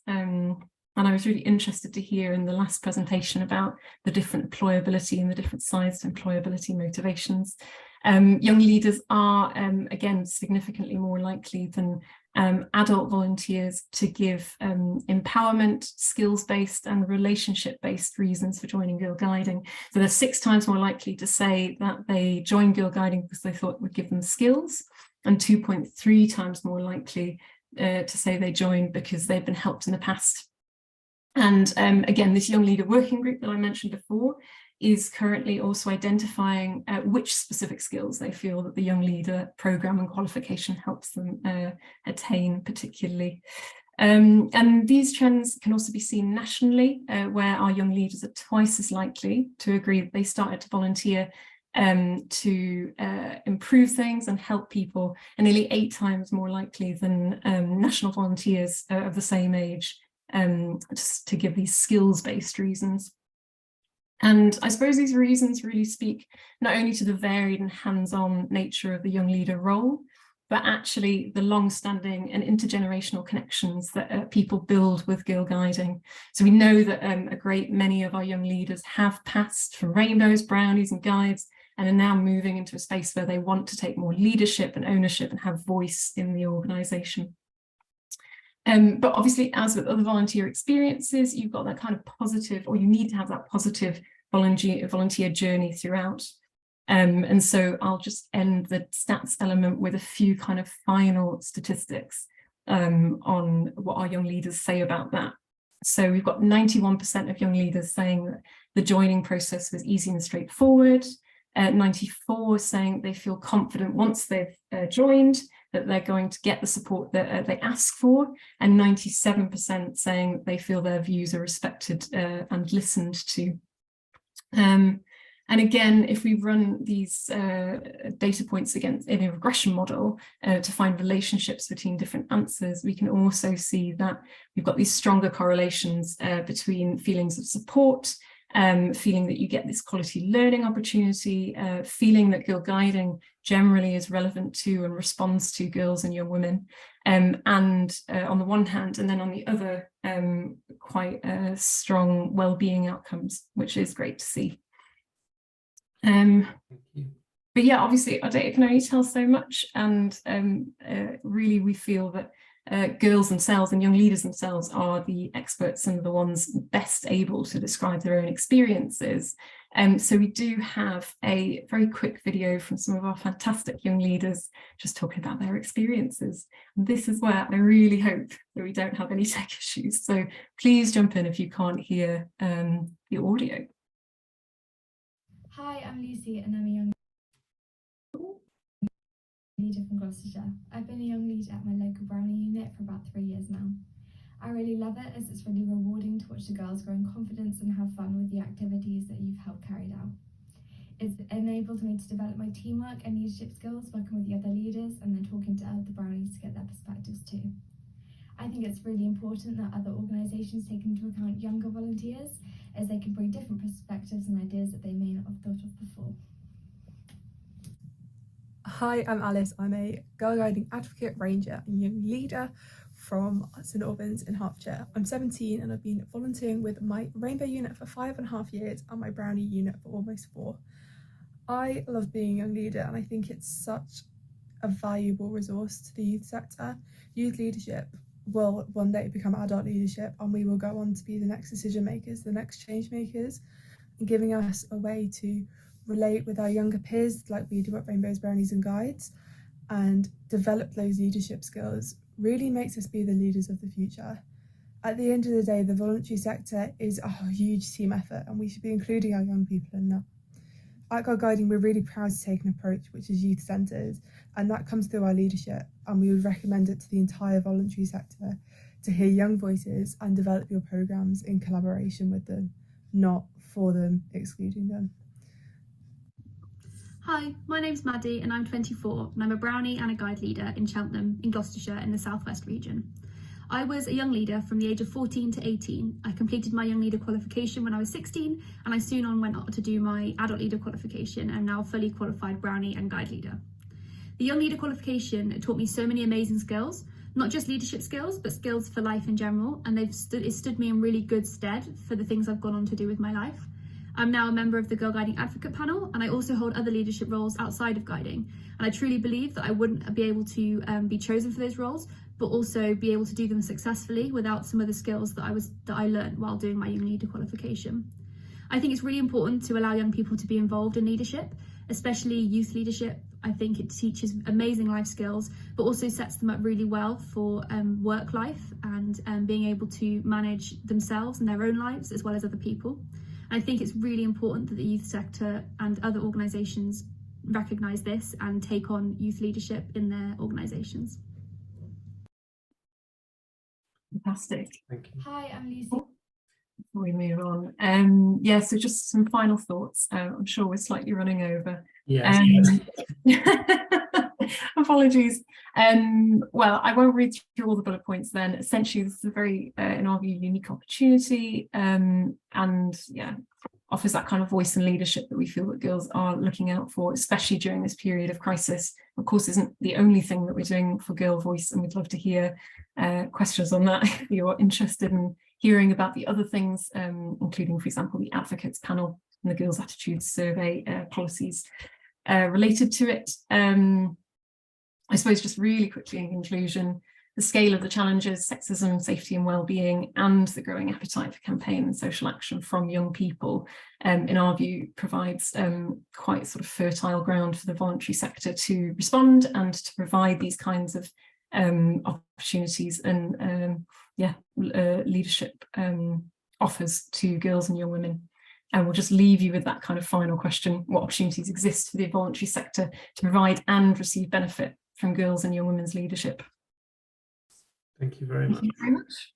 Cheers. Thank you very much, Leah and Sarah. Really interesting and really nice that that video worked and that we got to hear from the young leaders themselves. Just while people are getting questions, I just had one question about the initial data, especially that was discussed. To what extent are the membership of the Girl Guides representative of girls, especially in relation to class? I think would be the most obvious example, but also race and ethnicity. And does that affect the fact that they, for example, might be more likely to be satisfied with life? And have you controlled for those things?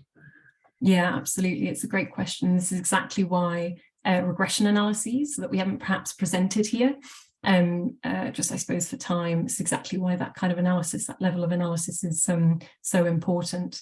So we've got a fair amount of demographic data that does say that we're disproportionately white. We are typically from more kind of, our membership is typically from more affluent areas in the country, and so on and so forth. And we are aware that that does obviously play a role.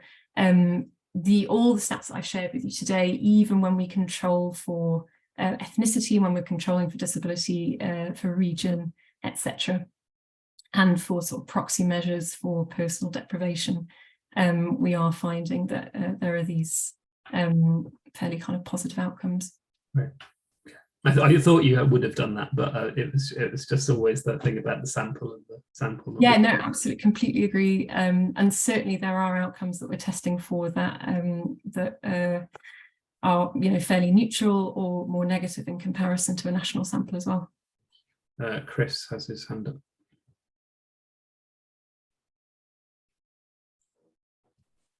Sorry, yeah, it sort of builds on your question in a way, John. I thought that was great and really interesting data source to dig into, and it's great that you've done the regression analysis as well. I'm just wondering sort of how feasible it might be for this or sort of future evaluation work to add a more sort of longitudinal component in which the sort of same girls are followed over time, particularly sort of when they're joining Girl Guides or the leadership scheme, and then their sort of subsequent experience and how that changes. And again, that would make it even stronger in terms of drawing out causality. Yeah, absolutely, completely agree. We haven't used the L word in this presentation because we're in such early stages of the evaluation, but yeah, we definitely recognise that would be a really positive step. And what we're hoping to do is have some data that in whatever way, whether it's longitudinal or whether it's essentially cross-sectional across different periods of time, we're hoping to be able to compare on an aggregate basis the kinds of responses our members are giving towards the beginning of their journey with us, at different points in the middle, and hopefully by the end. Fantastic. Thank you. Yeah, thank you. Emma? Is that me, Emma? Yes. There are always multiple Emmas. Anywhere, okay. That was really interesting. Thank you. And really interesting actually to see that difference between the kind of girl guiding members and non-girl guiding members. I spotted a finding in there about kind of identifying as feminists. And I just wondered if you had, this might not kind of come from this research, but whether there's any other research you've done around that, because it was a really interesting topic in my study, and how particularly around how comfortable girls feel about identifying as feminists in different contexts and to different people, and sort of what they think feminism is. And I just wondered if you'd done any kind of research or had any insight on that. Yeah, I'll take that one. Thank you, Emma. Yeah, so as part of that question in the Girls' Attitude Survey, we also asked a follow-on qualitative question about what feminism means to them. And I would definitely say through that, there was definitely like a similar discussion about, you know, what feminism is now compared to like what some people might perceive it is to what they actually believe it is. So a lot of the themes that came through was about empowering girls and young women, working together to like bring girls and young women up. And there was this theme of like equality, of girls being able to do what boys can do, even from like the youngest age of like 7. And that's the sort of like way that they see it compared to, you know, as this like man-hating like thought of what feminism is. I'd be really happy to like discuss those findings with you further. So some of those quotes we haven't actually published, but more than happy to like share those with you as well.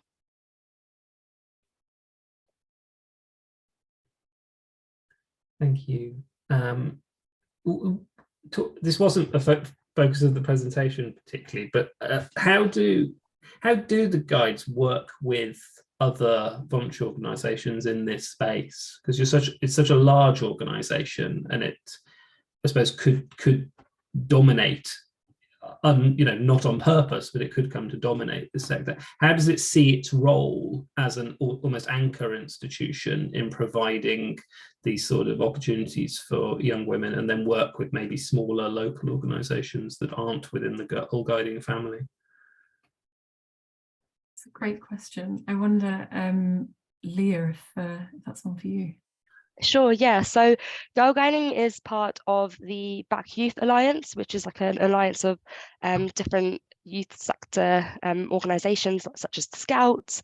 And we are working together to call for more funding for voluntary sector organisations. And that's not only like bigger organisations such as us, but smaller organisations too. We kind of really know the value of the youth sector and the voluntary sector as a whole, and we're always like speaking out and talking to DCMS about like how much valuable, how it's valuable to all children and young people, and not just girls and young women.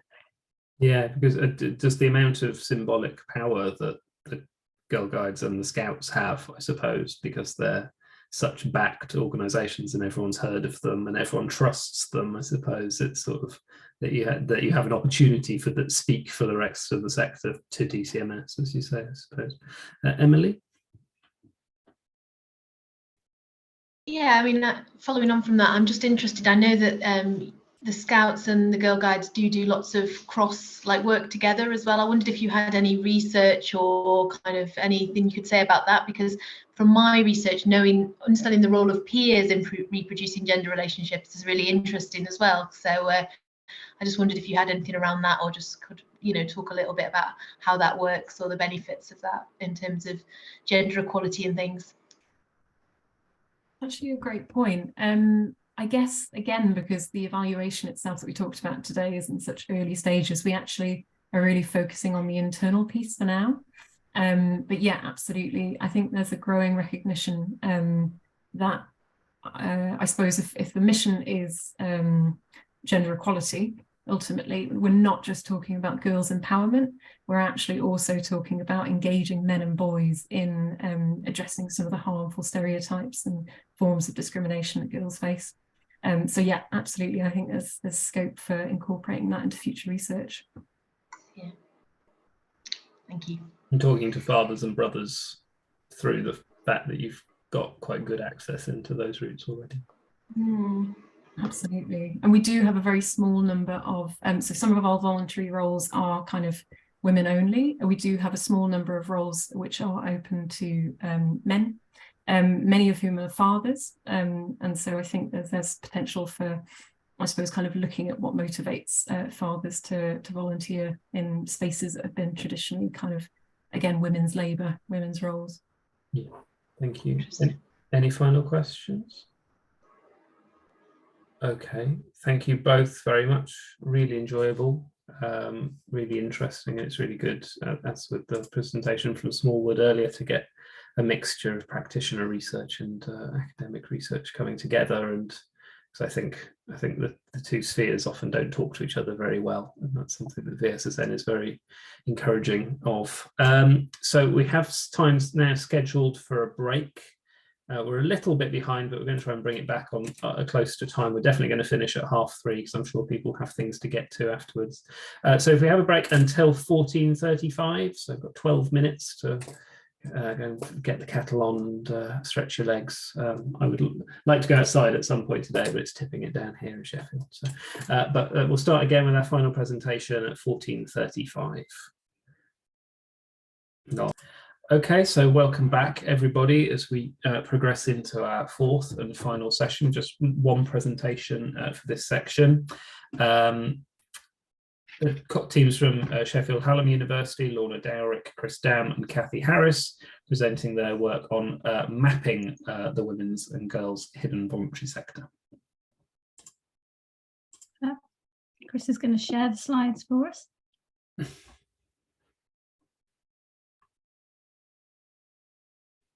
Yeah.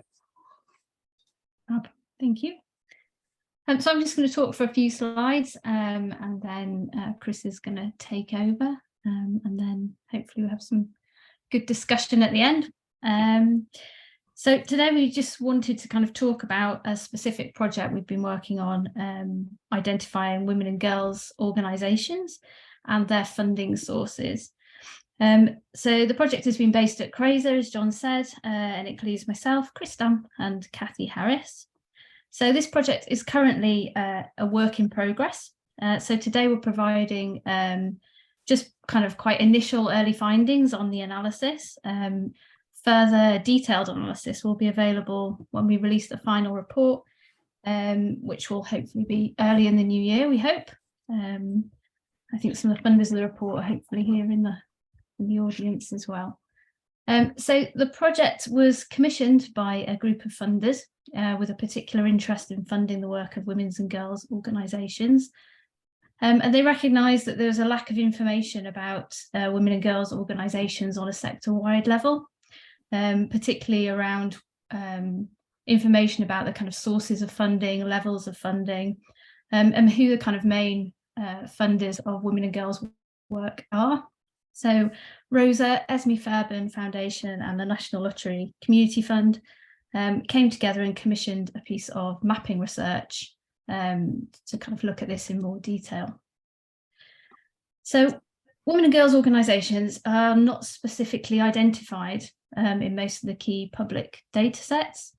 So that's things like the Charity Commission data. And therefore they've not easily been identifiable for this kind of research in the past. So in order for us to kind of approach this, we've had to do quite a lot of identification and classification work from scratch with that data. So you'll note that we used the word hidden, a hidden sector in inverted commas. For us, I think approaching this project was important to think about kind of how, why, from whom and to what extent women and girls organisations are actually hidden.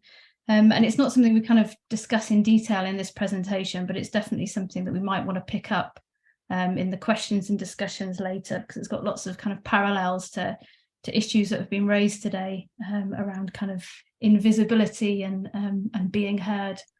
I'm going to click on the next slide, Chris. Thanks.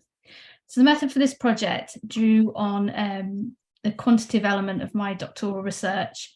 So my PhD research is basically kind of identifying and mapping women's organisations between 2008 and 2020 and looking at changes in sizes and funding levels and types of organisations across that period. This particular project has kind of extended that method, and we've looked at a kind of wider range of organisations beyond charities. And we've also been able to look at a range of data sets to do this work. We've used a set of kind of keyword searches to identify a long list of potential organisations within those data sets. And when we've refined that through a variety of automated methods before kind of literally manually sifting through to identify women's organisations, and then subclassifying them into specific subcategories. So there have been a number of difficulties in defining a women and girls organisation. And again, that's something we might want to pick up again in discussion, because we don't have time to do that within this. But in recognition of the kind of difficulties, we have selected to include organisations within this analysis that predominantly work with women and girls, but may not exclusively work with women and girls. So, for example, organisations supporting victims of domestic abuse may also offer support to male clients as well as the predominantly female client base. We felt it was important to include those within the analysis, and we can answer further questions on that if people want to. And obviously, as I've said, the final results of this project will be much broader than those presented here today, where we're going to focus specifically on charitable organisations across the UK. So we encountered a number of challenges, not least the time-consuming process of classifying them. We also found issues in terms of differing amounts of data available across the UK, and also the kind of level of up-to-dateness of those different data sets. However, kind of bringing those data sources together and doing that work to kind of to bring that into one place has been kind of really important and useful, and gives us a sort of good foundation for the analysis and for future work on mapping women and girls organisations in the future as well. Do you want to click on? So we're just going to concentrate today on kind of some of the data analysis that came out of that. So to give you an idea, what have we found so far? In this research, we focused on 2021 as the most complete year of data available. So all of these figures are based on that year. We've been able to identify 5,082 charities that are currently registered in England and Wales. This includes 159 what we've called Women Plus organisations. So again, those are ones that are working predominantly with women and girls, but may include some services for men within their offer. We've also identified a further 1,448 charities in Scotland, 574 in Northern Ireland, giving a total of 7,104 across the UK in 2021. In terms of kind of size of the sector, in terms of income, that total combined income for 2021 was 1.5 billion. And it's also important to note that that figure is affected by whether or not you include outliers. So, for example, we have selected to exclude private schools, private girls' schools, some of which are registered charities. We've excluded them from that 1.5 billion figure, and our analysis based on the fact that the kind of common understanding of a women's and girls' organisation wouldn't necessarily include those organisations. But again, so it's just worth bearing that in mind, really. I'm now going to hand over to Chris, and Chris is going to talk in some more detail about the finding. Thank you, Lorna. Yeah, I should just add that, we're all doing the analysis on this project as well, and Kathy and Lorna are doing a lot of the analysis on the sort of funding sources. So it's just a case of sort of where we are at this stage that I'm going to be presenting some of these sort of initial charity findings.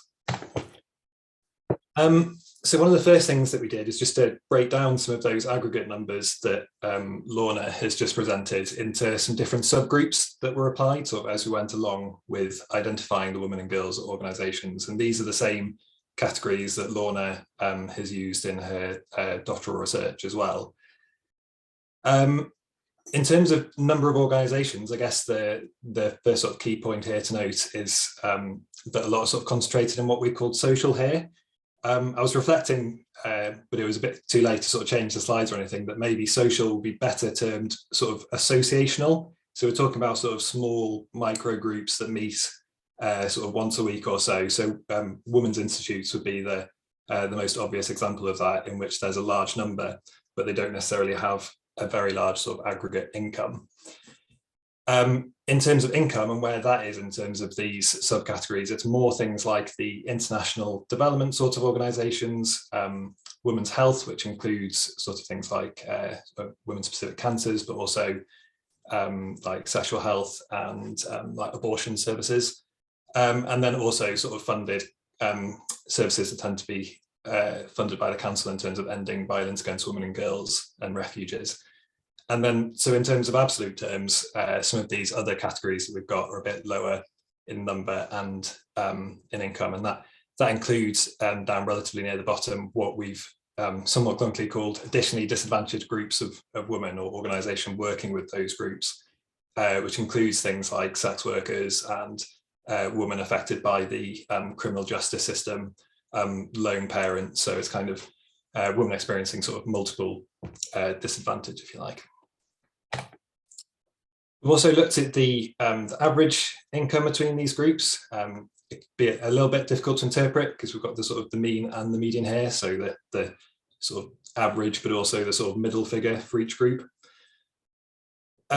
Key thing, I guess, is partly just that you can see that there's a lot of variation between the different groups. And you've obviously got a bit of a higher average income for, again, these slightly more professionalised services around ending violence against women and girls. But equally, where you see there's a really big difference between the mean and the median, so for example, with the international development charities, that is usually indicative of the fact that there's probably a fair amount of income inequality within that subgroup. So for the international, it's likely that you've got a reasonable number of sort of small organisations and then some really big ones, which are really drawing up that mean above the median. We've also broken down the sample into, well, the group that we've looked at into different sort of size categories, and we've used the same size categories that the NCBO use in their almanac publication, where basically the size categories go up in multiples of 10. And basically what we see here is that women's charities, as with charities as a whole, there are more at a sort of, you know, micro and small size, and you get fewer and fewer as you go up the income size categories. But again, I guess key is that this is even more so the case with women and girls organisations, and there's even more micro. So on average, if you look at the differences between the averages as well, women's organisations tend to be smaller than your sort of average charity. We've also looked, again, taking these size groups, sort of how is income concentrated within the different groups. And again, with charities as a whole, we tend to find that there are a few sort of really super large organisations that account for a lot of the total income. That's not quite the case with women and girls organisations because they don't necessarily have those super large charities, but it is still sort of concentrated up more towards the higher end spectrum, with the sort of medium large category. So in a way similar to what you see across the charity sector as a whole. So now moving on to more sort of geographical factors, but I can go through this fairly quickly because basically there's not that much difference between women and girls charities here and charities generally. This is basically a measure of sort of poverty and disadvantage within different areas, 10 being the least disadvantaged. And again, as with charities as a whole, you tend to find that there are more women and girls charities sort of registered in the least deprived areas, but you do have to be careful with geography and the charity register, because it's obviously the registered address of the charity, and that's not necessarily where they're carrying out their work or where their beneficiaries live, but it does give you some indication. Oops. Rurality as well. Again, not much difference with the charity sector as a whole, although we did think it was worth just bearing in mind here that women's institutes, which as we've established, account for a relatively large proportion in terms of numbers of the sector. They tend to be a lot more rural than other organisations, or at least you get them in rural and urban areas, whereas that might not be the case for sort of women and girls charities as a whole. So if we stripped out women's institutes, that might change this picture somewhat. So I've rattled through that, and at one point we were going to stop there, but we felt that we sort of needed to at least go somewhat into some more of the sort of substance of where we're going with this, because obviously it's useful to know that we've identified this group of organisations and get a sort of good sense of what they look like, but kind of what we're interested in taking this further is looking at sort of funding flows to different types of women and girls organisations and how funding is sort of distributed through the sector and sort of who it comes from and that type of thing. And within the Charity Commission in particular, it's got relatively good data on sort of aggregate amounts of income coming from the government. So I've just got 2-3 slides to sort of dig into that slightly before we finish. It's only charities who complete their annual return, specifically Part A of the annual return, but that generally just means that they need to have an annual income of £10,000 or more, unless they sort of voluntarily choose to do it, even though they're smaller. So these might be slight underestimates, but hopefully it sort of captures most of the government funding data from these sort of women and girls charities. And so in total, we found sort of 362 million, and that was relatively evenly split between grants and contracts, or at least how the charities record grants and contracts, because obviously that's a fairly blurry distinction, and charities kind of do sort of swap and change between a bit, but we can still be sort of relatively sure that, you know, they're both really important sources to the sector overall. But I think the key differences we see is, whereas there's a relatively low number of contracts, because it asks the charities how many contracts and grants they get as well as how much they're worth. So we're seeing a relatively small number of contracts worth an awful lot of money. And I'll talk a bit more in a second about where they're going. And then a really large number of grants which are worth relatively little compared to the contracts. And so I think that's quite interesting in terms of the field, or the sort of flows of funding and how that works as a sector. And again, we thought it'd be worth breaking these down by the different sort of subcategories. You can see that this is sort of reflecting the breakdown that we had for sort of total income. So the categories that are relatively near the top of total income are the same ones that are here in terms of government funding, which might tell you something about the sort of, at least in terms of the aggregate level, the importance of government for funding these things. And it's the more sort of professionalised services, I guess. So again, sort of healthcare and ending violence against women and girls, where at least in absolute amounts, you're seeing those that government funding concentrated. But having said that, if you look at the amount of sort of government funding going to each group as a proportion of its total funding, so it's sort of reliance, if you like, upon that, it's much more evenly split. So you've still got ending violence against women and girls there at the top, but I think what it tells us is that even though in relative terms it might be quite small amounts of government funding who are going to some of these other categories, such as women's sport or working with those additionally disadvantaged groups, that's not to say that within those organisations collectively, government funding isn't still a really important funding source that makes up sort of between 20 or 30% of their income. So sorry that I had to rattle through that fairly fast, but just to sort of sum up with where we're at so far. So, you know, there is this sort of fairly substantial sector there, but it's very diverse. Within sort of number of organisations, it's more the sort of social associational organisations that dominate. By income, it's more ending violence against women and girls, health, and the international development organisations. Women and girls charities tend to be smaller than charities generally, but fewer differences in terms of things like income concentration and geography. And by looking at government income, we found that it's sort of concentrated in a few of these more professionalised service areas, but the reliance upon that funding is much more even between the different subgroups.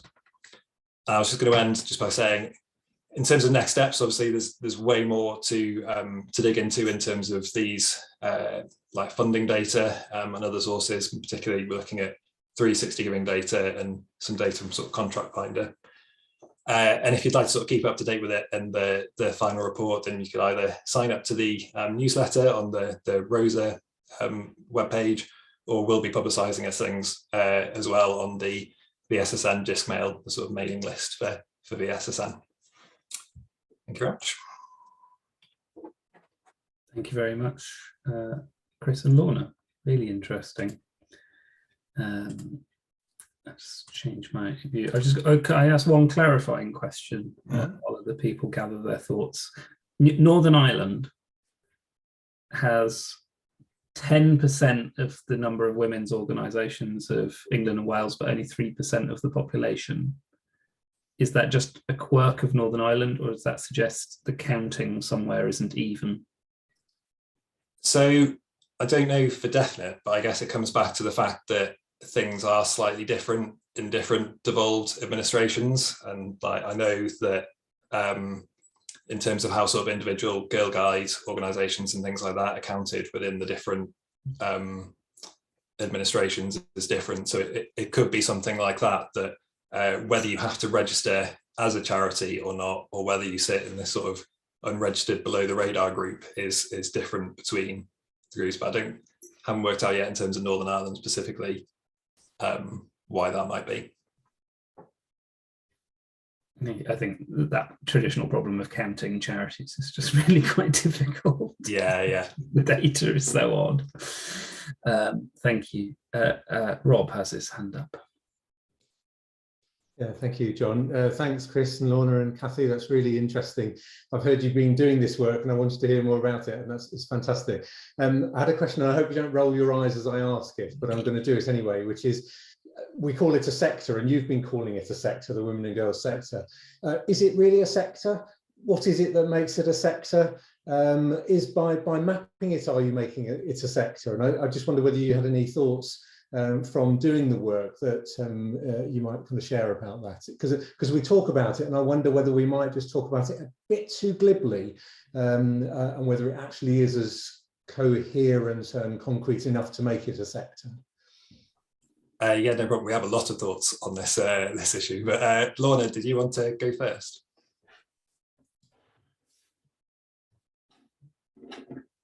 Yeah, a lot of thoughts.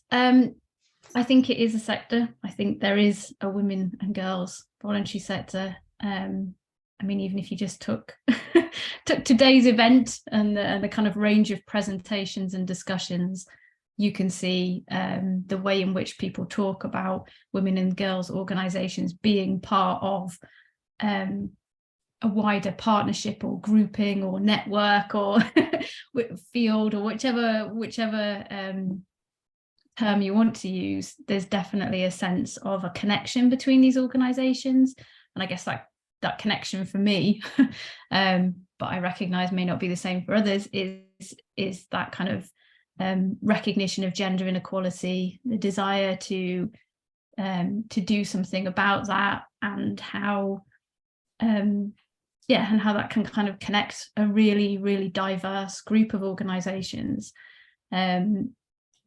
And there really is a huge diversity, size, type, etc. Access to resources, but I do feel there's a connection there. Kathy, Chris?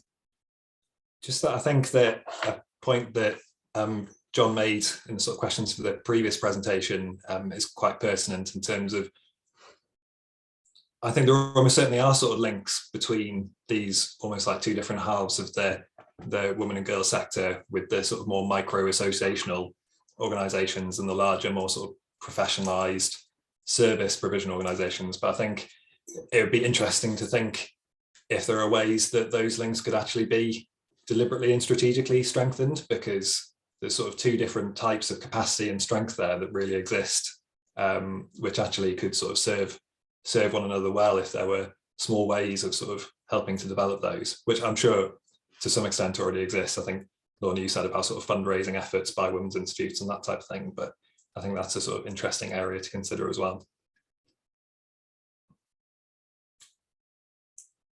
Thank you. Kathy, did you want to add anything?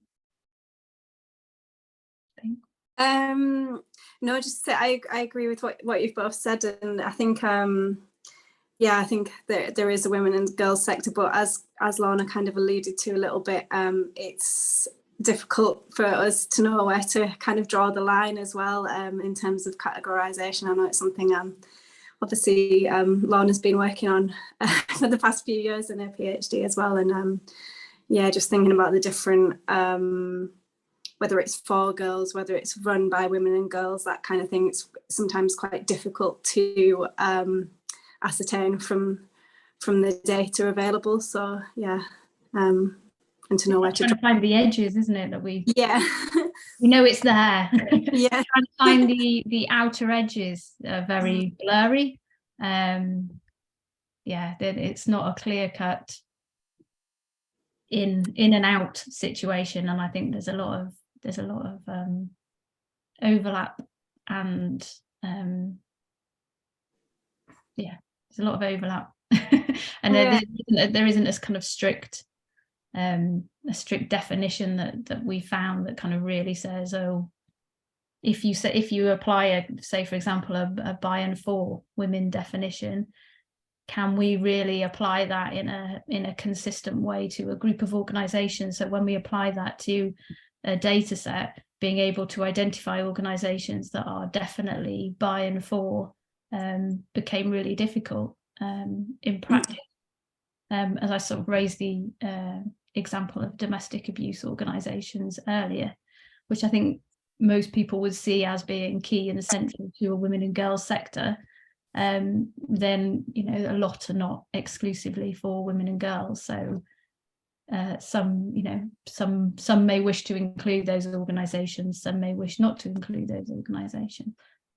There's a lot of areas for discussion, really. There's an essence. And when we're kind of working at for this project at sort of such a large scale, sort of quantitative level, it's hard for us to know on a case by case basis whether those organisations would define themselves in that way as well, which is it's been a tricky question for us, hasn't it? Yeah, definitely. I think there's some comments in the chat that Annabelle and Leah. Sorry, mine was just a comment really just about just the diversity within the sector, really. Although it is a sector, but it's hugely diverse. And I think Leah was making a very similar point as well. Louise? I think there's a point about sort of what you're hoping that the research will achieve, I think. It was just to say one of the things we found through the research project, I work at Rose when I'm involved with the research team, is that the invisibility of women's organisations within the data. So there are categories for different types of organisations that different data sets will apply, but that women and girls hasn't previously been judged as a category. If you took that kind of as an indication of invisibility, that it would be great if through this research we can start to change that. So however incomplete or imperfect the definition is, there's some recognition of these organisations because they do exist, and there's something about invisibility there, I think, in that you need to see something fundamentally to be able to kind of work on it, understand it, do stuff with it. So we hope that one of the things that we can kind of start to expose through this is that lack of a definition of identification, however limited the definition is, I think. And that's been a real eye-opener for us here at Rosa around the fact that within the data these organisations are invisible. Why are they invisible? And there might be some quite interesting things to look at within that, actually, I think. But it's been a real eye-opener for us and something we'd like to work on changing, I think. I think just to add to that, there's something really interesting that the English and Welsh Charity Commission are looking at changing the classifications that they use and allow charities to tick. And on the list of proposed ones that they've suggested as the sort of new classifications, I think there's a category which is like organisations serving people of a particular gender, which obviously in terms of this exercise would help quite a lot in terms of taking us towards that, but it's just interesting that again it's sort of the gender neutral language that makes it sort of harder to specifically identify that woman sector that we're trying to hone in on. Great, thank you so much.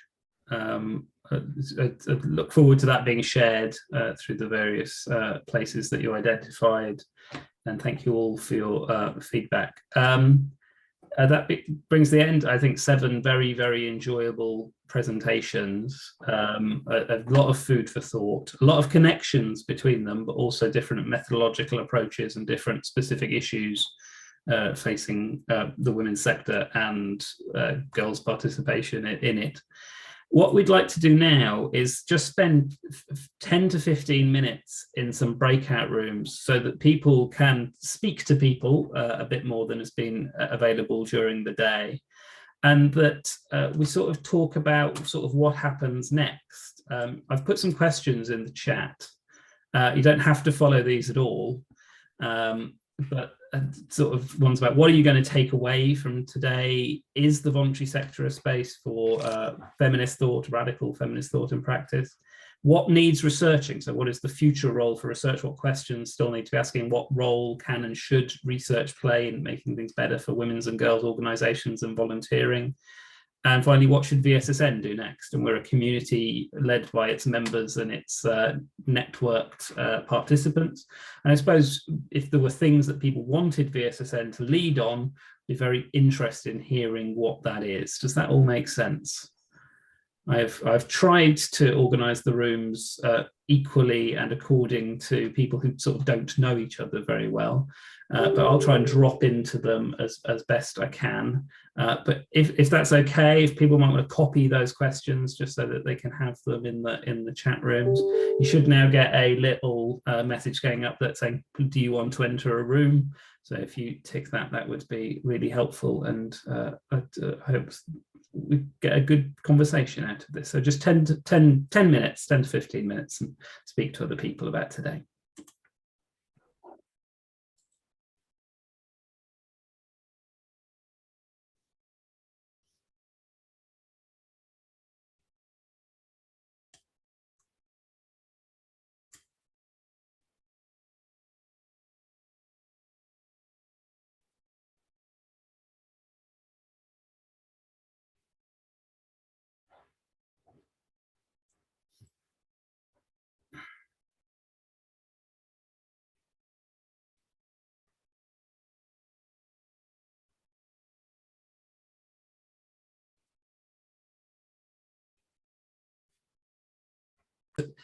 But there was someone about to make a really exciting, interesting, vibrant point, and I cut you off in your prime, so I do apologise for that. But wary that people have childcare, and we said we'd finish at 3:30, so I do want to hold ourselves to that.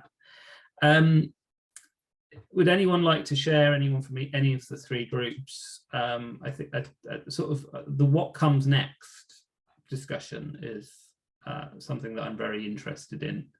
Is this a day event that is just an interesting day of listening to research and seeing who's doing what and then going away and continuing, or are there other things that we'd like to take away from it, or things that VSSN could do in the future in order to further this discussion? Did anyone get onto that subject, and did anyone have any ideas?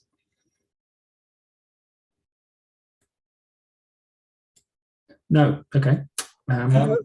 I think we just sort of discussed briefly that it's been good and that it's important, and maybe that's just an indication to keep doing it. And obviously the same applies to the our sort of annual conference. We had it more sort of around like ethnic minority issues and the AME sort of within the sector. And I suppose it's just the point that, like, we shouldn't just do this once, should we? And be like, right, that's that done for another sort of 10 years. It should be something that we're sort of regularly coming back to. Yes. No, absolutely. And I think we've done that in the past a little bit. And at the same time, though, that we've probably got a list, as long as you're on, of those subjects that we should keep coming back to, and only a limited amount of time. But I suppose embedding it in different ways is important. Angela, you've got your hand up. Yeah, so thank you. We didn't get to it in our group, but yeah, I mean, it's been such a good day, hasn't it? There's so much kind of excellent work going on in the area. It feels like there's something that can come out in terms of, let's bring all that together. Is there a kind of publication or something that comes out from this? but rather kind of more practically and in a different direction. By coincidence, I was in a conversation this morning with a group of researchers who are doing some research, including some looking at the experience of global majority-led organisations, so thinking about experience of kind of race and ethnicity, and particularly looking at kind of funding, but it picked up on some of the issues that we've talked about here for women's led organisations. So if you're looking at global majority led organisations and their experience, and that led us on to the reason we're having a conversation is about how we as researchers, how we kind of take our responsibilities as kind of sharing those kind of findings and sharing those messages, but particularly also then the responsibility when we're in a position, often researchers in this field have practice-based roles as well as kind of academic roles. And when you're working with funders and how you manage those tensions in terms of being able to deliver messages which tell what you found, and the kind of the discriminations that you might have identified through your research in a way which doesn't alienate people, which kind of brings them on that kind of change journey. And it led us to a thought about whether is there a session that someone like VSSN can run together about how we kind of work with that as researchers, and how we kind of deal with those kinds of things to make sure that we're kind of managing those tensions, I suppose, within research and how we report it. So I just kind of wondered whether there would be interested. There was amongst us this morning, there was some interest in that. So kind of I thought, oh, this is a wider group. Is there interest as a wider group to have kind of an informal workshop about how we manage those types of issues? VSSN currently has its small grants program open until I think the end of the year. So if you are looking to put on a workshop to advance voluntary sector research, we do. That's the avenue that we might have for that. A difficult, complex conversation that requires people to be in the room together to thrash out sort of how that works in research and practice and what could be done better is, absolutely something that we'd be interested in hearing about and putting together. And if you want to talk about that with me, then be delighted in working on that. Great. Thank you. Anyone else? One idea I'd had was, and it's a classic, sort of going back to the classic sort of approaches to this, would be a reading group. I can very easily see a feminism and the voluntary sector reading group every 6 weeks. We share a PDF. People have 6 weeks to read it. We come together on Zoom of an evening. We have not late in the evening, mid-afternoon, and we sort of share our thoughts about it, and maybe ask the speakers to come and share some thoughts about it. And that might be, is that something, if anybody nods, would that be something that people might be interested in signing up to? No, obviously no commitments at this stage, but just something a little bit different that again gets hosted, and that we can advertise, and that the whole community can see that that's happening. And it's a very easy way to enter sort of reading and talking about and critiquing academic work, I suppose. No one said no, so that's good. Excellent. James, are you still there? I was wondering if you want to say anything again about sort of publishing some of the great presentations today with VSR, or maybe a special issue or anything like that could be. Thanks, Chris. Really timely. It's been a really interesting day, as everyone said. Really fascinating. I thought some excellent presentations. For me, if anyone doesn't know, and I mentioned this at the beginning, I'm one of the editors of Voluntary Sector Review. We definitely encourage you to submit any papers you might have in development or already to Voluntary Sector Review. We'd certainly consider them in the normal way. Another thing we might be able to look at is a special issue. Obviously, it doesn't have to be on this specific theme of today, or it could be slightly different, or developed, or taken in a different direction. What we normally do is we invite proposals for special issues, and we consider them amongst the wider editorial team. So that's another thing we could suggest and encourage. We do have a couple forthcoming over the next year or so, but we could certainly look at it in the slightly longer term. So again, it isn't something that has to come straight away. So that's another thing. So really, I'm just here to say, definitely encourage people to submit papers on this theme. As John helpfully mentioned at the beginning, we've already published a few that definitely sort of sit within this specific field.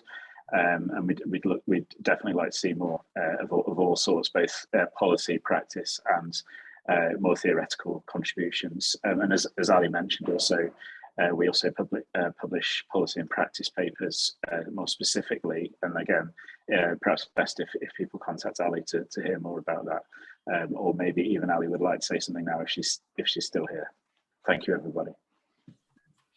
Isn't still here, I'm afraid, but yes, the policy and practice section is about shorter papers that are more practitioner focused and maybe less theoretical and more directly about how practice can be improved.